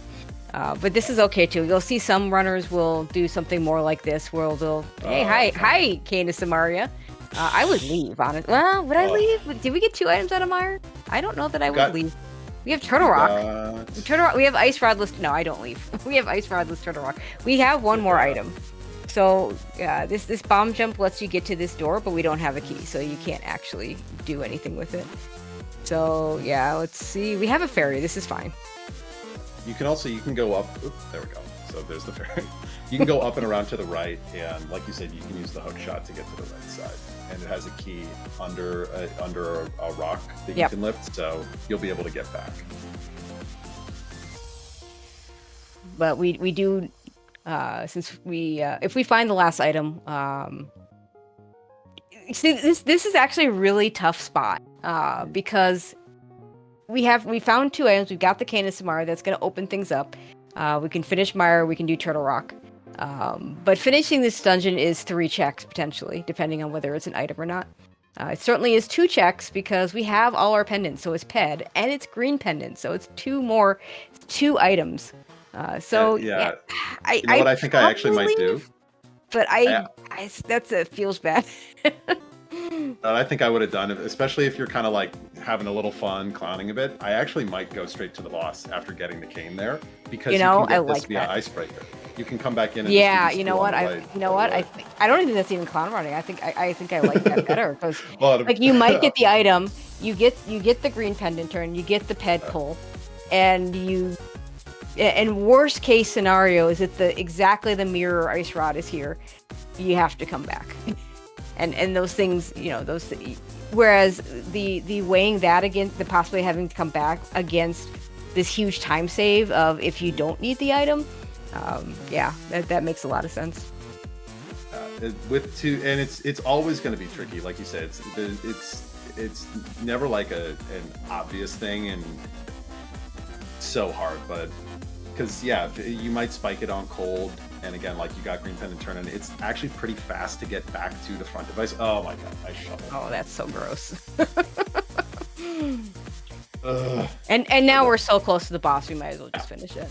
Yeah, at this point, it's like it's not that it's no time, but it's worth, like you said, right? It's like effectively 2 more checks worth of value getting this done. So I think you just do it now. And we're gonna use fire. I would use bombos here just to conserve my magic a little bit, but the fire rod is a little bit faster. Bydey being like, that's one of those things where over time, if you're an NMG runner, like Bydey is. Yeah, Bydey's gonna be just fine. Like Bydey's used to doing this with green mail. Like this is not a problem. Yeah. But a lot of times when some of those kind of suggestions are not necessarily meant for Bydey. Oh, totally. You know? I agree with you, and also as Super Malmo World in chat as well. It's like I would say until you get very comfortable with this fight, bombos, especially with half magic, because it will give you all those extra fire rod shots, which do gold sword damage, which is huge for this boss. Okay, so now, we can turn in Ped, we can turn in Green Pendant, we can go to the mountain. I probably hit, God, I keep saying Turtle Rock, but we don't have an Ice Rod. Which is, an Ice Rod could just be chilling out there in Turtle Rock. That does happen. And it is also a very dense set. The scariest thing about Turtle Rock isn't even the Ice Rod that you're missing. The scariest thing about Turtle Rock is Mimic Cave, because we still don't have Mirror. Oh, yeah, that's the, Ice Rod and Mimic Cave and Mirror off the mountain, if you go there early, is like just feels it's just the worst. bad. Yeah, so this clean up Mire. I think this makes sense. So there's a question here, and I think it's a fair one. The one thing is the Green Pendant turn-in might prioritize, because the thing is this does get sped up a bit if you have the mirror. You can just mirror after the dungeon, but I think in the grand scheme of things, since you're coming here just for this, no matter what you do, like you've already done all of Desert, it's kind of splitting hairs. You can save and quit afterwards, and it's very, very marginal. I think the only punishing spot, if the mirror were in Green Pendant and you didn't get it before this, would be if Ice Rod was exactly checkerboard. Oh yeah, actually that's a good point. So I think it's fine to just go here first. Do the thing you have to do. Also, another maybe an underrated thing, what I like to call thinking time. So yeah, we know we've full cleared this. We just need to go to the boss. But this entire time that you're running and cleaning up Mire, you can be thinking about what is my next move without, because this is all stuff that Bydey in particular has done 1,000 times. Yeah. And even if you're not as familiar with the dungeon, right? Like there's other things that you, like the first part, you've already just done, 15 minutes ago. So you should be able to kind of, Yeah, we might have missed Spooky. Yeah. And yeah, another thing I'll note about a Mire play, which we did correctly here. Try to remember not to hit the first switch just to finish the dungeon. I am guilty. I mess that up all the time. It always feels bad. I think everyone, because like it feels like 95% of the time you're hitting that switch on the way to Bydey, so it's just like muscle memory. You're not even thinking about it until you. I've definitely had seeds where I've said, "Okay, make sure don't hit the switch," and then I hit the switch. Yep, like, exactly. Oh, no. Okay, I would use Silver's is going to be faster than the NMG strat, but you're going to still do this very fast, if you know what you're doing. Yeah, that's like if you're, and again, like to the point we were just making, if you're Bydey. So I may take it back. As fast as he did that might have been faster than a Silver's kill. Yeah, if you're not Bydey, I would probably use your Silvers. Go with like you'll see pretty much like main tournament winners in this situation will. Yeah, he's asking, "Are you sure it's faster?" No, not after I saw you do it. I will not swear that wasn't faster, because a lot of consideration go like so you're still only firing 2 silver arrows, and one reason to do that kill, like it doesn't apply here, but if Mire's your last dungeon and you're low on arrows, you might want to do more of an NMG kill, because you'll need those arrows in GT. I do think that one of the things that we're not seeing Bydey do, but so it actually does matter for a dungeon like Mire, especially if you're still learning Mire 2, is you want to use potentially the old man start on the mountain for a refill there. It's free hearts. Now, when you're on red mail and have all of these hearts, it doesn't matter Yeah. too much, but especially if you're going into ice or mire where having full health actually can make a difference in some of the dungeon early rooms, starting at the mountain is you'll see it's pretty common. You'll see a lot of runners do it because it's a very quick free refill. That Yeah, it's the it's most actually worth the common time. starting spot. Yeah, once you get flute. Yeah. We're Exactly. gonna turn in that shovel here. Yeah. So this makes sense to clean these up. So I still don't think we've done moth, right? No. So So I think the mountain at this point, yeah, I mean, unless you it's could literally read ped. mirror.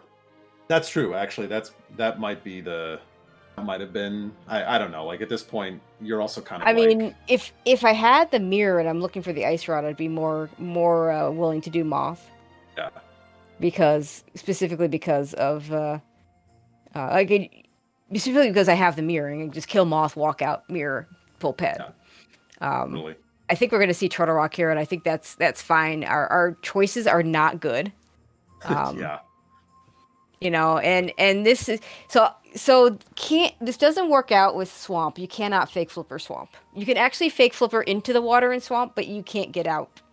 And there's a thing called fake clippers. It's not allowed that we're not going to talk about because it's not allowed. And even that doesn't let you kill the boss. So, um, if it were ice, that was my last crystal. And I still needed flippers because say swamp and ice are crystals. Um, and I need flippers and I need to do turtle rock and I don't have an ice rod.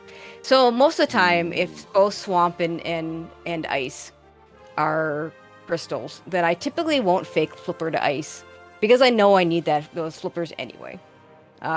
This a scenario something like this is one of the few situations where I'm gonna break that rule, because the one thing you don't want to have happen is and it can happen, and I've seen it happen. Flippers in Turtle Rock to go back to Ice Palace for your ice rod, to go back to Turtle Rock to beat it. We could have that scenario with Swamp, and there's nothing we can do about it. Like if Yeah. Flippers, sorry, in this case it's the mirror. If the mirror shows up in Turtle Rock, you gotta make a decision. Do I leave and go to Swamp and hope the ice rod's there, or do I stay in Turtle Rock? And the Ugh. worst thing about it being, and what's worse in this situation is there's no mirror portals to be saved because Yeah. we're gonna have to use that mirror portal for Uh, Swamp Palace. So that feels bad. yep. But yeah, we left an item behind in Hera Basement, everyone's favorite check. Yep, and it's nothing. Okay. Yeah, good setup of that death warp. Yeah. So that's a really good example there of because if you don't do that with those tiles, that is those add up very quickly. Those are big differences. Yep. 20, 30, 40 seconds that you're giving away to an opponent. So that was really nice. But yeah, I like what I'm seeing here. What is our other red crystal? Was it Turtle Rock or was I think it it was Swamp? Swamp. It was Okay. Swamp, I'm pretty sure. So yeah, Pyramid Fairy could still be an ice rod. Yay. Neat. That's always fun. But we're basically out of non-mirror checks that aren't Turtle Rock.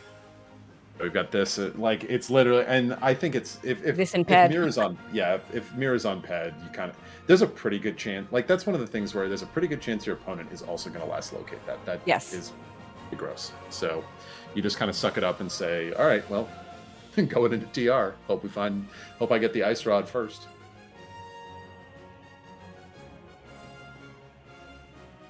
Okay, we're heading in. I think it used to be that people tended to go. We don't have mirrors, so you're gonna want to go to the left here first, and then go do the 2 checks on the right. I think with the mirror, it's been found that it's actually a little bit faster to do the right first, mirror out, and then do this left into the pokies. It's especially nice because you get you can walk down a little bit more in the torches room to get a magic refill, but you don't if you do the mirror, you just get a free magic refill and you don't have to run out. It's really nice. The seed is pretty gnarly. Like there was a lot of Oops, Yeah, that's not the fire rod. that's a There was definitely some conversation around this was a very this was, as Bydey actually mentioned, this was one of the asyncs for the seeding of the mentor tournament. Oh, okay. And seed was very rough logically and was very easy for it's very easy to like get stuck, and there's a lot of like pretty gross options. Yeah, fortunately we have red mail. I'd almost consider just death warping here, except we already did the other side because we're so low on hearts. Right. And we've used the ferry already, so yeah, you don't really. Yeah, Turtle Rock is kind of a terrible place to. There's some bad places you can die here on Turtle Rock. Yeah. So this is an interesting question in chat. Spaces is asking, and I think it's a good one. What would you do if you got mirror on that like right side? That early in the dungeon, I leave. Mm-hmm. And hope that my ice rod's just sitting in swamp. The deeper in the dungeon that I find that mirror, the less likely I am to leave. Yeah. And what that breaking point is might depend on how I'm feeling in terms of the race. Okay, we're gonna powder that anti-fairy.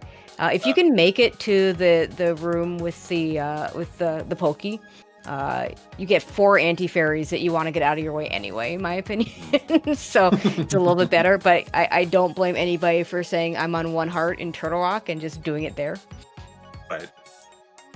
Because again, dying is very bad, and especially if you're, you get like clipped by the like one of the pieces of the pokey or something. It's just ugh, sucks.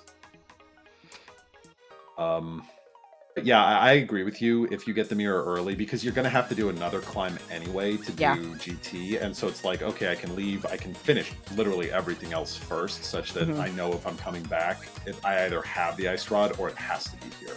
Yeah. I mean, and the difficult part there is, do you do all the other mirror checks? Do you do left side swamp? And there's no right answer to those. There's left side swamp is one of those locations. It's my least favorite location in the game. But I've lost to it both ways, right? I've lost to doing it and I've lost to not doing it. I've won to doing it. More often have won to not doing it. Right. Like I've gotten all 4 of those. So it's so when people, I say again, there's no necessarily right or wrong answer when you have to make the decision. Oh, jeez. Come on. Okay. Show off. Push L. Push L on your controller. You're 1 away from the hook shot. But yeah, when faced with those decisions, I often hear people saying, well, doing left side swamp is a safe play, but it's not necessarily the safe play, because if your opponent doesn't do it, and even if your opponent does do it, if it costs you 2 or 3 minutes to do it, and then you lose by 1 minute, how is that safe, right? I'm not saying you should always do it or should never do it. I'm saying that the decision is not easy, and I tend to say you should ask yourself this question: which would make you feel worse, doing it and losing because you did it, or losing because you didn't do it? And I personally would rather lose because I didn't do it. So I'm going to be more apt to skip it. But other people are going to say the other way. Like I'll feel if it's there and I miss it and I lose because of it, they're going to feel bad, and that's fine too. Like there's, again, not necessarily a right or wrong answer. And there's our mirror. See, now I would definitely check this last chest because it'd be dumb not to. Yeah, that's because you're right here. Actually, the other thing I would do. This isn't mirror here, mirror now, mirror. No, don't go out. Mirror, go back to Mimic Cave. Go back to Mimic. You do Mimic right now. You're done. The odds of it being there are slim. Yeah, you can't save the portal anyway. That's kind of another one. I know he's walking back, which isn't the worst thing ever. But yeah, that's kind of another example. Actually, that is the perfect example of be ready to get those items, right? If you're Yeah. thinking, if I get mirror, I need to mirror and go back to Mimic Cave, you're going to remember to do it. And in this case, we could tell that wasn't on his mind to do that. Tip for this, when you're coming back, literally just hold up Yep. and it will take Mhm. you straight back to the, it's a little quicker than going to the right. It's also really good if you don't have lamp. Yeah. Matters a lot for any kind of entrance mode. Or inverted. Oh yeah, absolutely. Yeah, fortunately we're not doing any of those here. Yeah. It is, I would say it is uncommon to be walking back through this in a like a non-inverted, non-entrance, yeah. Yeah. This is very rare. That's very uncommon. But like I think so this is one of those things a little bit. It's like, I think in this situation, I get the idea of walking back. I probably would have just said, you know what? I have to go. I've already made the mistake. Yeah, I've already made the mistake. And I have to come back through this too, right? Like once I miss it, it does mean that like I'm stuck a little bit with that left side decision, which is not great, but no, I think I'd probably just live with it and just wait on it. Okay, well, I'd say I'm glad, just because that would be like a super feels bad of like, oh, I can't believe that I got, had to walk all the way back for that ice rod in that spot. That would be terrible. Okay, so now we do Swamp Palace, and I mean, of course, Bydey knows this, but just as an aside, you do want to flute to 4, not to 7. I got in a bad habit for a long time of fluting to 7, because that's where Swamp Palace is, right? But it's actually quicker to get to Swamp Palace from 4. Yeah, I did the same. Like for a while, I didn't even know. Like I was just, oh yeah, no, it's right here. Yeah, but it's not quicker.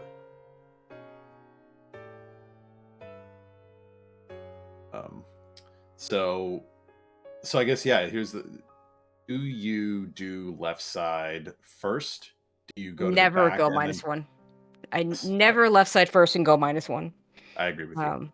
100%. I probably now the question whether I go back in, if it's 1 item, I might not. I might do the other mirror checks first. I think if it's 2 items, I go back in. And it could be 3 items, like the late big key.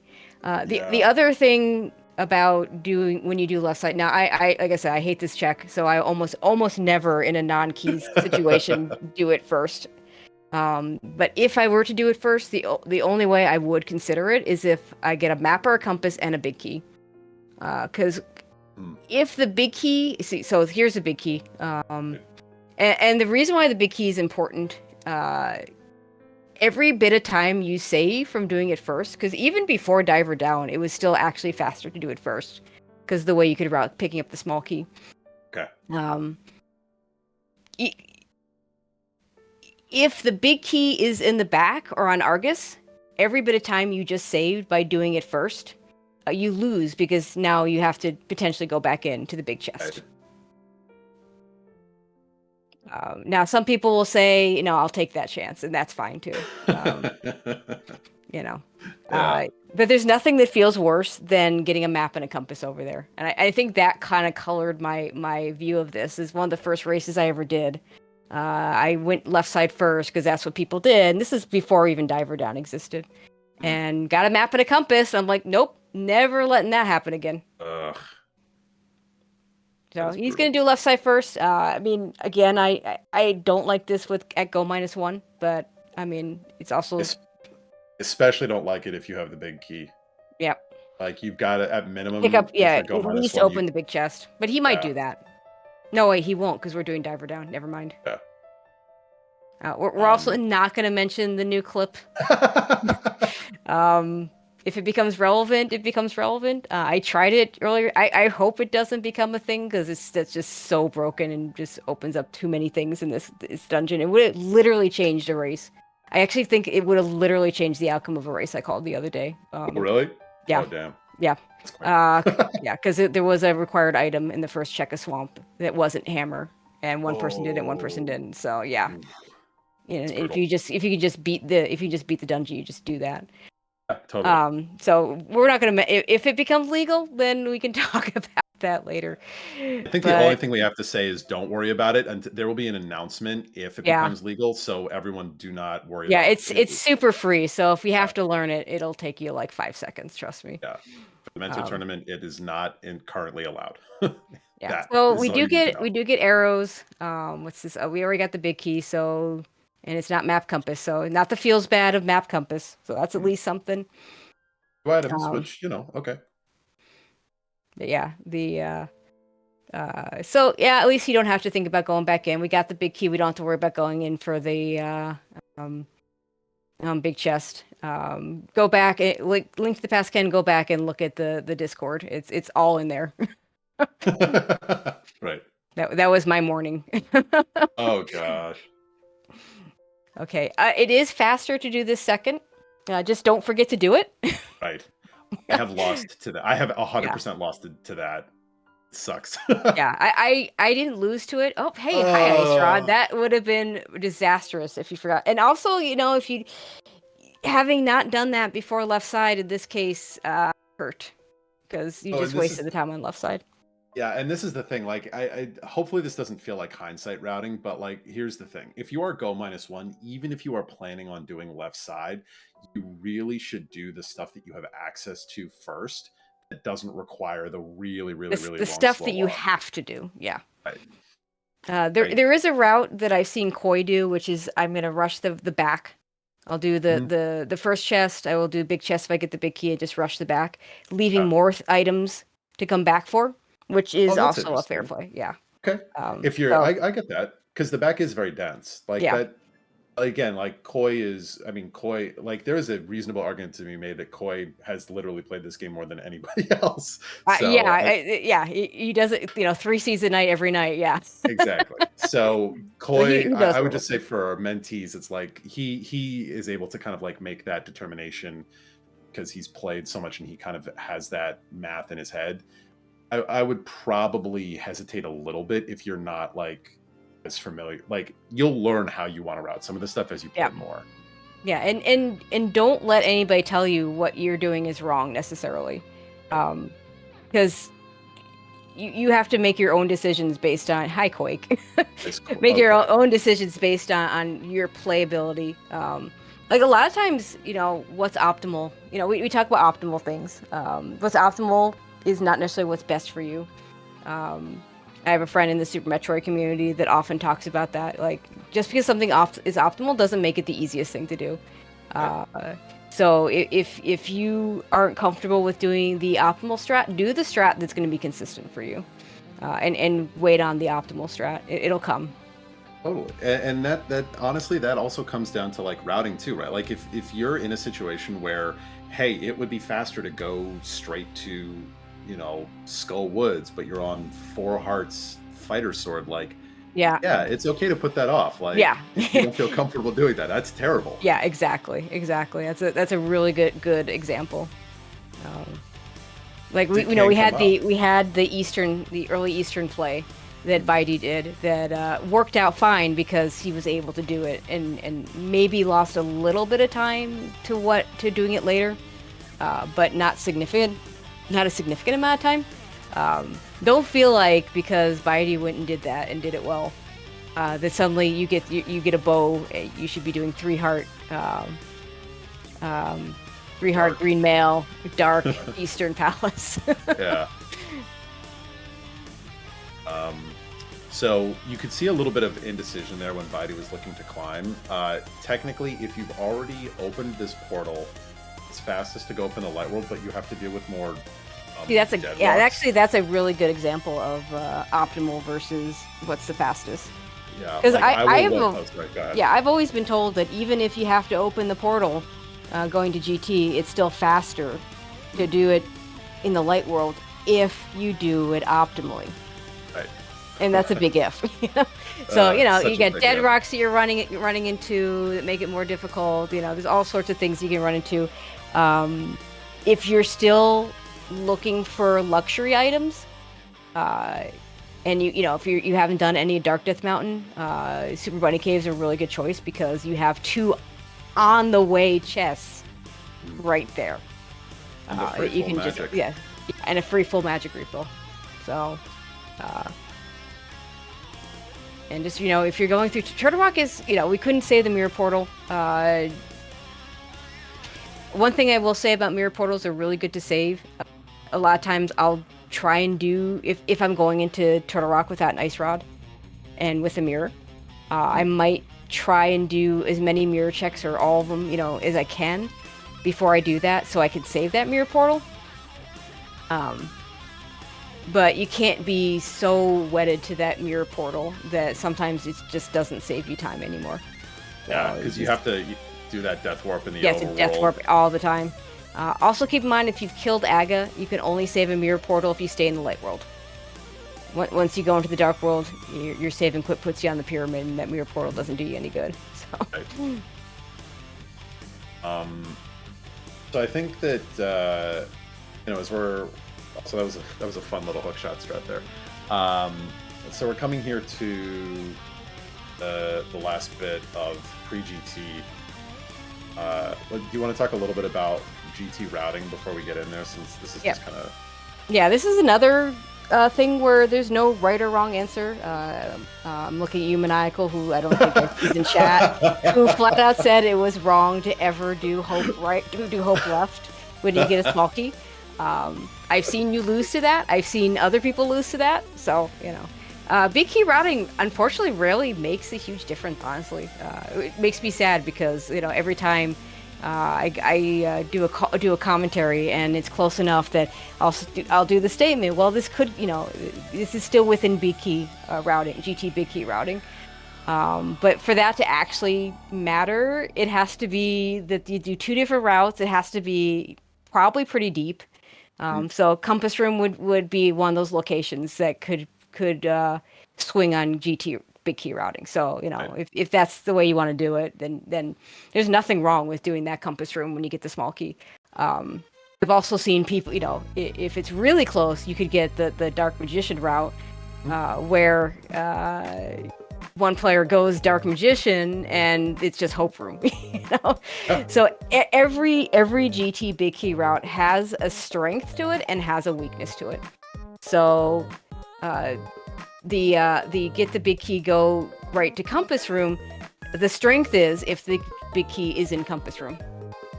The weakness is if it's potentially if it's in Stalfos Room, and anything further to the left can be the weakness.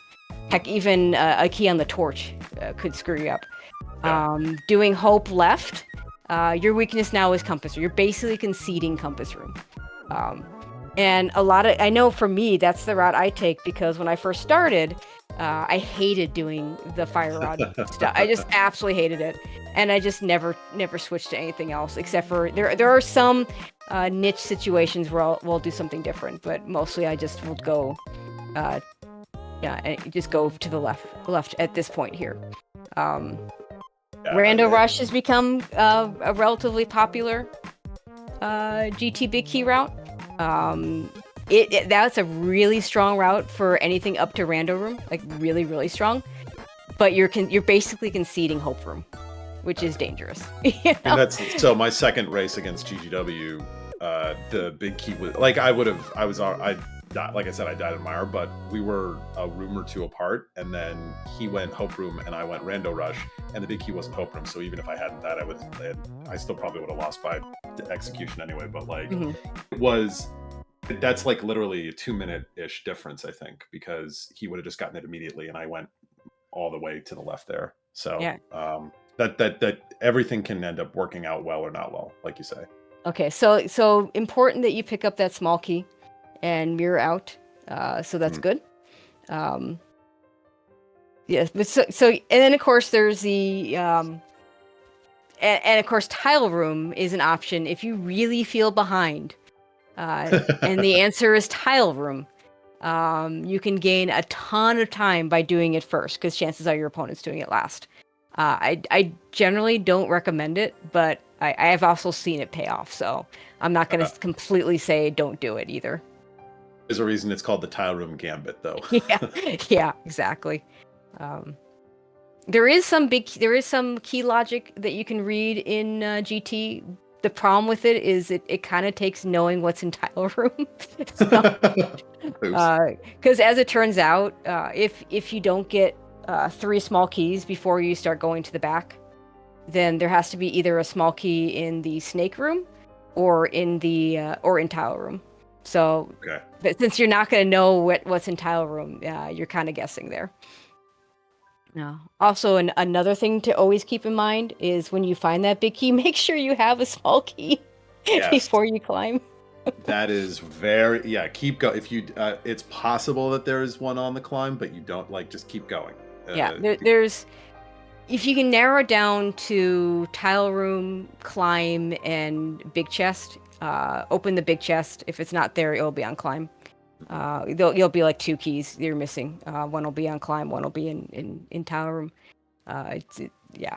The other thing to note is you'll never see, for reasons I don't fully understand, even though logically the game could theoretically put 2 small keys on the climb, it never does in non-entrance modes.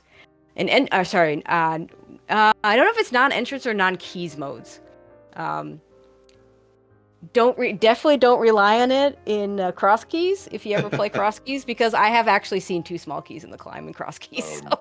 That's disgusting. It is absolutely disgusting. So I'm just gonna to brief him a little bit, because it is unsurprising to me that Bydey struggled the most in Rando room, because that is the room that's very specifically known as Rando room. Because you never do it in managee. That's right. But yeah, it's definitely a entrance is like kind of a whole additional set of things that you probably want to learn and get comfortable with. So if you're not really there yet, I'd say don't worry too much about it, because there's plenty to focus on for these types of modes first. Yep. And it looks like we did choose the worst route for this particular location, because we did. I mean, I would say this is no.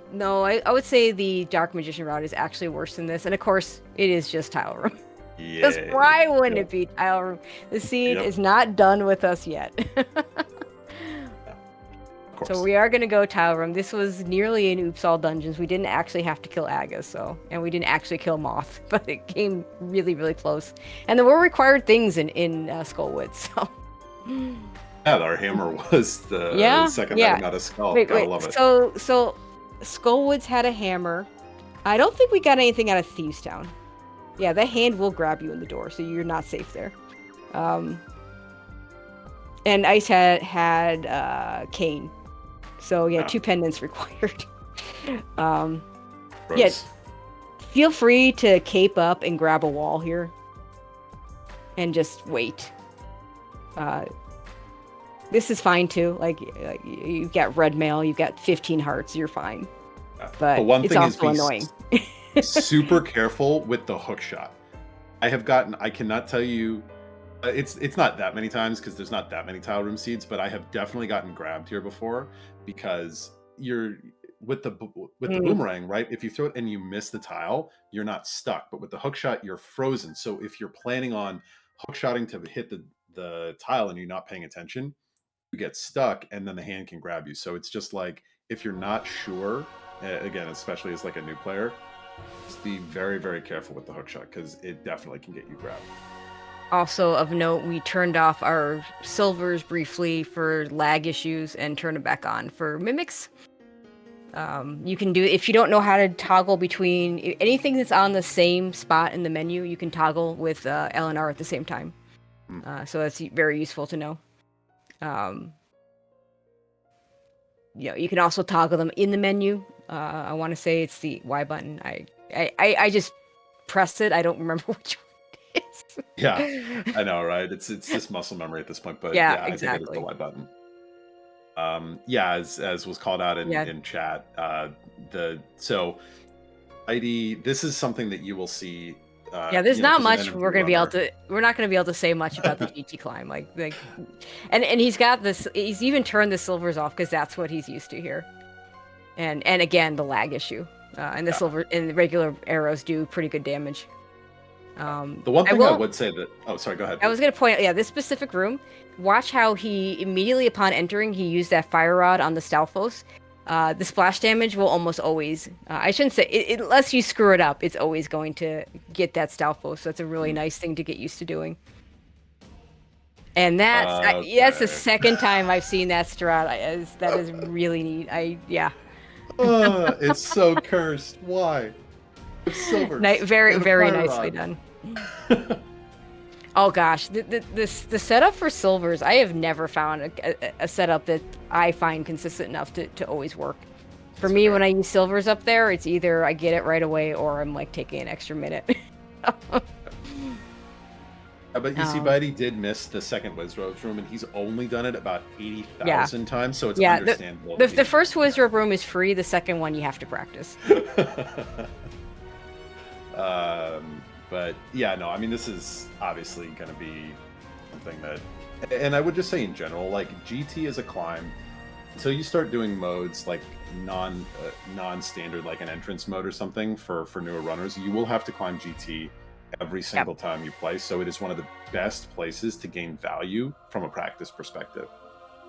Now, at the top here, there's no reason for Bydey to open any of these chests for a gold sword. But if you like having a gold sword more, there's nothing wrong with looking for it. And I'm surprised he even opened that. No, I'm not surprised he opened that chest because that's where one of Muscle the memory. small keys is Yep. on an NMG climb. There are different choices for like there's like 3 different small keys that you can pick up for the GT climb in general, and I think I see that one. That one's pretty common. I think Yeah, the I other think ones, it's the like the most torch common. key is one of them, and I forget what the other one is, but there are It's actually choices there. it's the mini helmet key. It is mini Right. helmet Yep. is technically the fastest if you do it the most Optimally, right? optimal. But again, right, it's There's like that optimal word again. But yeah. yeah, So there's nothing we can critique here. All we can do say we is like, like we can critique falling to Moldorm. I mean, there you go. Don't fall to yeah, Moldorm. we can critique the if you're going to go for the swag hover when you have the hook shot, try to get it. Yeah, yeah, there you go. That's exactly. But that, yeah, um I mean, other than the little bit of fumble with the hover, that was a really nice climb. uh so I think as we're kind of like coming to the and also similarly Aga too, this is just kind of one of those fights you got to practice. But okay, so what are some of your thoughts here on like the seed as a whole? Like where do we feel like maybe uh, I mean, some the of the funny biggest thing, lessons? um, yeah, I mean, the funny thing is because I don't know that this is the classic case of this seed you're almost certainly gonna full clear or come close to full clearing. So it's more of a we want to full clear it as efficiently as possible. Um, the biggest difference the biggest thing I would have done differently is that play out of Village Outcast with where we didn't grab the Smith, went to Hype Cave. I would have either gone Hype Cave into Pod, or I would have grabbed the Smith and gone back into Kakariko or back into Village of Outcast and done the North Dark check. Turned in the Smith and done those North checks, right? Yeah, Um, completely I, agree. the biggest thing I would say here is just for Bydey to work on is just thinking about what am I going to always be thinking about what am I going to do next, because we multiple times saw him pause to try and think about the thing that was going to happen next. And like the mirror thing in Turtle Rock where we didn't do the whole mimic cave issue. Don't feel bad about that one. I've seen much more experienced runners make the same kind of mistake, because it's really easy to not you're thinking ice rod, and you get that mirror and it's not the ice rod. Right? Yeah. It's easy to right, like it's easy to sort of when you're not in the middle of playing and you're trying to like do a bunch of stuff. It's definitely a mistake. Even like incredibly experienced runners will make errors. So we're just doing. I guess I was gonna say, Bydey, we have silvers. We're just doing. Okay, we're just doing. Okay, we're just silverless for fun. Yeah, I mean, why not? This is definitely not faster. Yeah. But yeah, you could vitreous maybe, but this is no. Yeah, this is not I'll faster. give you the vitreous kill, but this one's not faster. Silvers are the one banned. of the Okay. yeah, exactly. All right, dude. The one other thing I I would say is the yeah, ice go ahead. play, right? Yeah. I think I would probably try, like, don't be afraid of pendant dungeons, especially, like, just thinking more generally, especially when they're like, we waited a really long time to go into Skull, and we waited a really long time to go into Ice, and did a lot of Mhm. other slow checks, I think, and I think that might be Yeah. another lesson. The one thing I want to say about that Ganon kill, yeah, it was slower than using silvers. Also, I want to mention to those of you out there, you don't worry about your torch glitch on silver arrows, but that was a textbook tempered sword Ganon kill. Yeah. Even including got the early shot in before torch glitch. So very, very nice kill. Yeah, I mean, that's going to be something that you'll see, you know, I would say to that end, obviously we had silvers here and we didn't use them for meme reasons, but on the flip side, silverless Ganon, if you are not comfortable with it, is similarly just so valuable. There's a lot of really great material. You do not want to have to search out silvers. I mean, I'm all for checking for silvers on path, but if you have to go out of your way for them, they're not saving you time unless you just flat out can't do the fight. I'll just tell one story real quickly. When I participated in this tournament, I won a race because I picked up the 2 diver down chests in Swamp Palace and got silvers out of it, and my opponent didn't. Yeah. So yeah, go ahead, check those chests. But if I had to go to left side swamp for those silvers, I wasn't saving any time. So Yeah, I wasn't winning exactly. that race. Like that's the key thing, right? Is that if it's on the way, the expected value, it's kind of, and you'll hear other runners talk about it too. It's surprisingly close because a chest that's right there, like that diver down chest that you talked about, it's probably what 2 or 3 seconds to check the 2 of them. It's not a very long one. Yeah, and you won't get silvers even a majority or even probably close to a significant amount of the time, but you only need to get it there like 1 out of every 10 times for it to be worthwhile. So, you know, open a few chests, and worst case scenario, you get your collection rate up, and that's actually the most important thing in Rando, obviously. That's right. Get that collection. Yeah, fluff that collection rate. Yeah. That was really fun. Bydey, thank you for letting us review your VOD. Thank you for showing us some really good NMG strats, and thank you for giving me someone that knows how to do those NMG strats, because if I'd had to critique movement on a higher level, it would have been interesting, because that's definitely not where my strength lies. So. No, I'll just echo Bydey. Thank you. Also, of course, Good Podcast, and then Tracie. This is honestly. So for those of you who are newer to the community, Tracie is, in my opinion, one of the canonical commentators. So to get a chance to do this is really cool, and I'm just super excited for the tournament. I can't wait for it to start. It was absolutely a pleasure. I really enjoyed doing this, and I hope you all picked up something from our ramblings. If nothing else, we all had a good time, I think. We had a great time. And thank you to Lumaga for setting all this up, as well as all the other mentor admins and the mentor tournament admins, and of course, again, the Go Mode podcast. This was a lot of fun. GG's.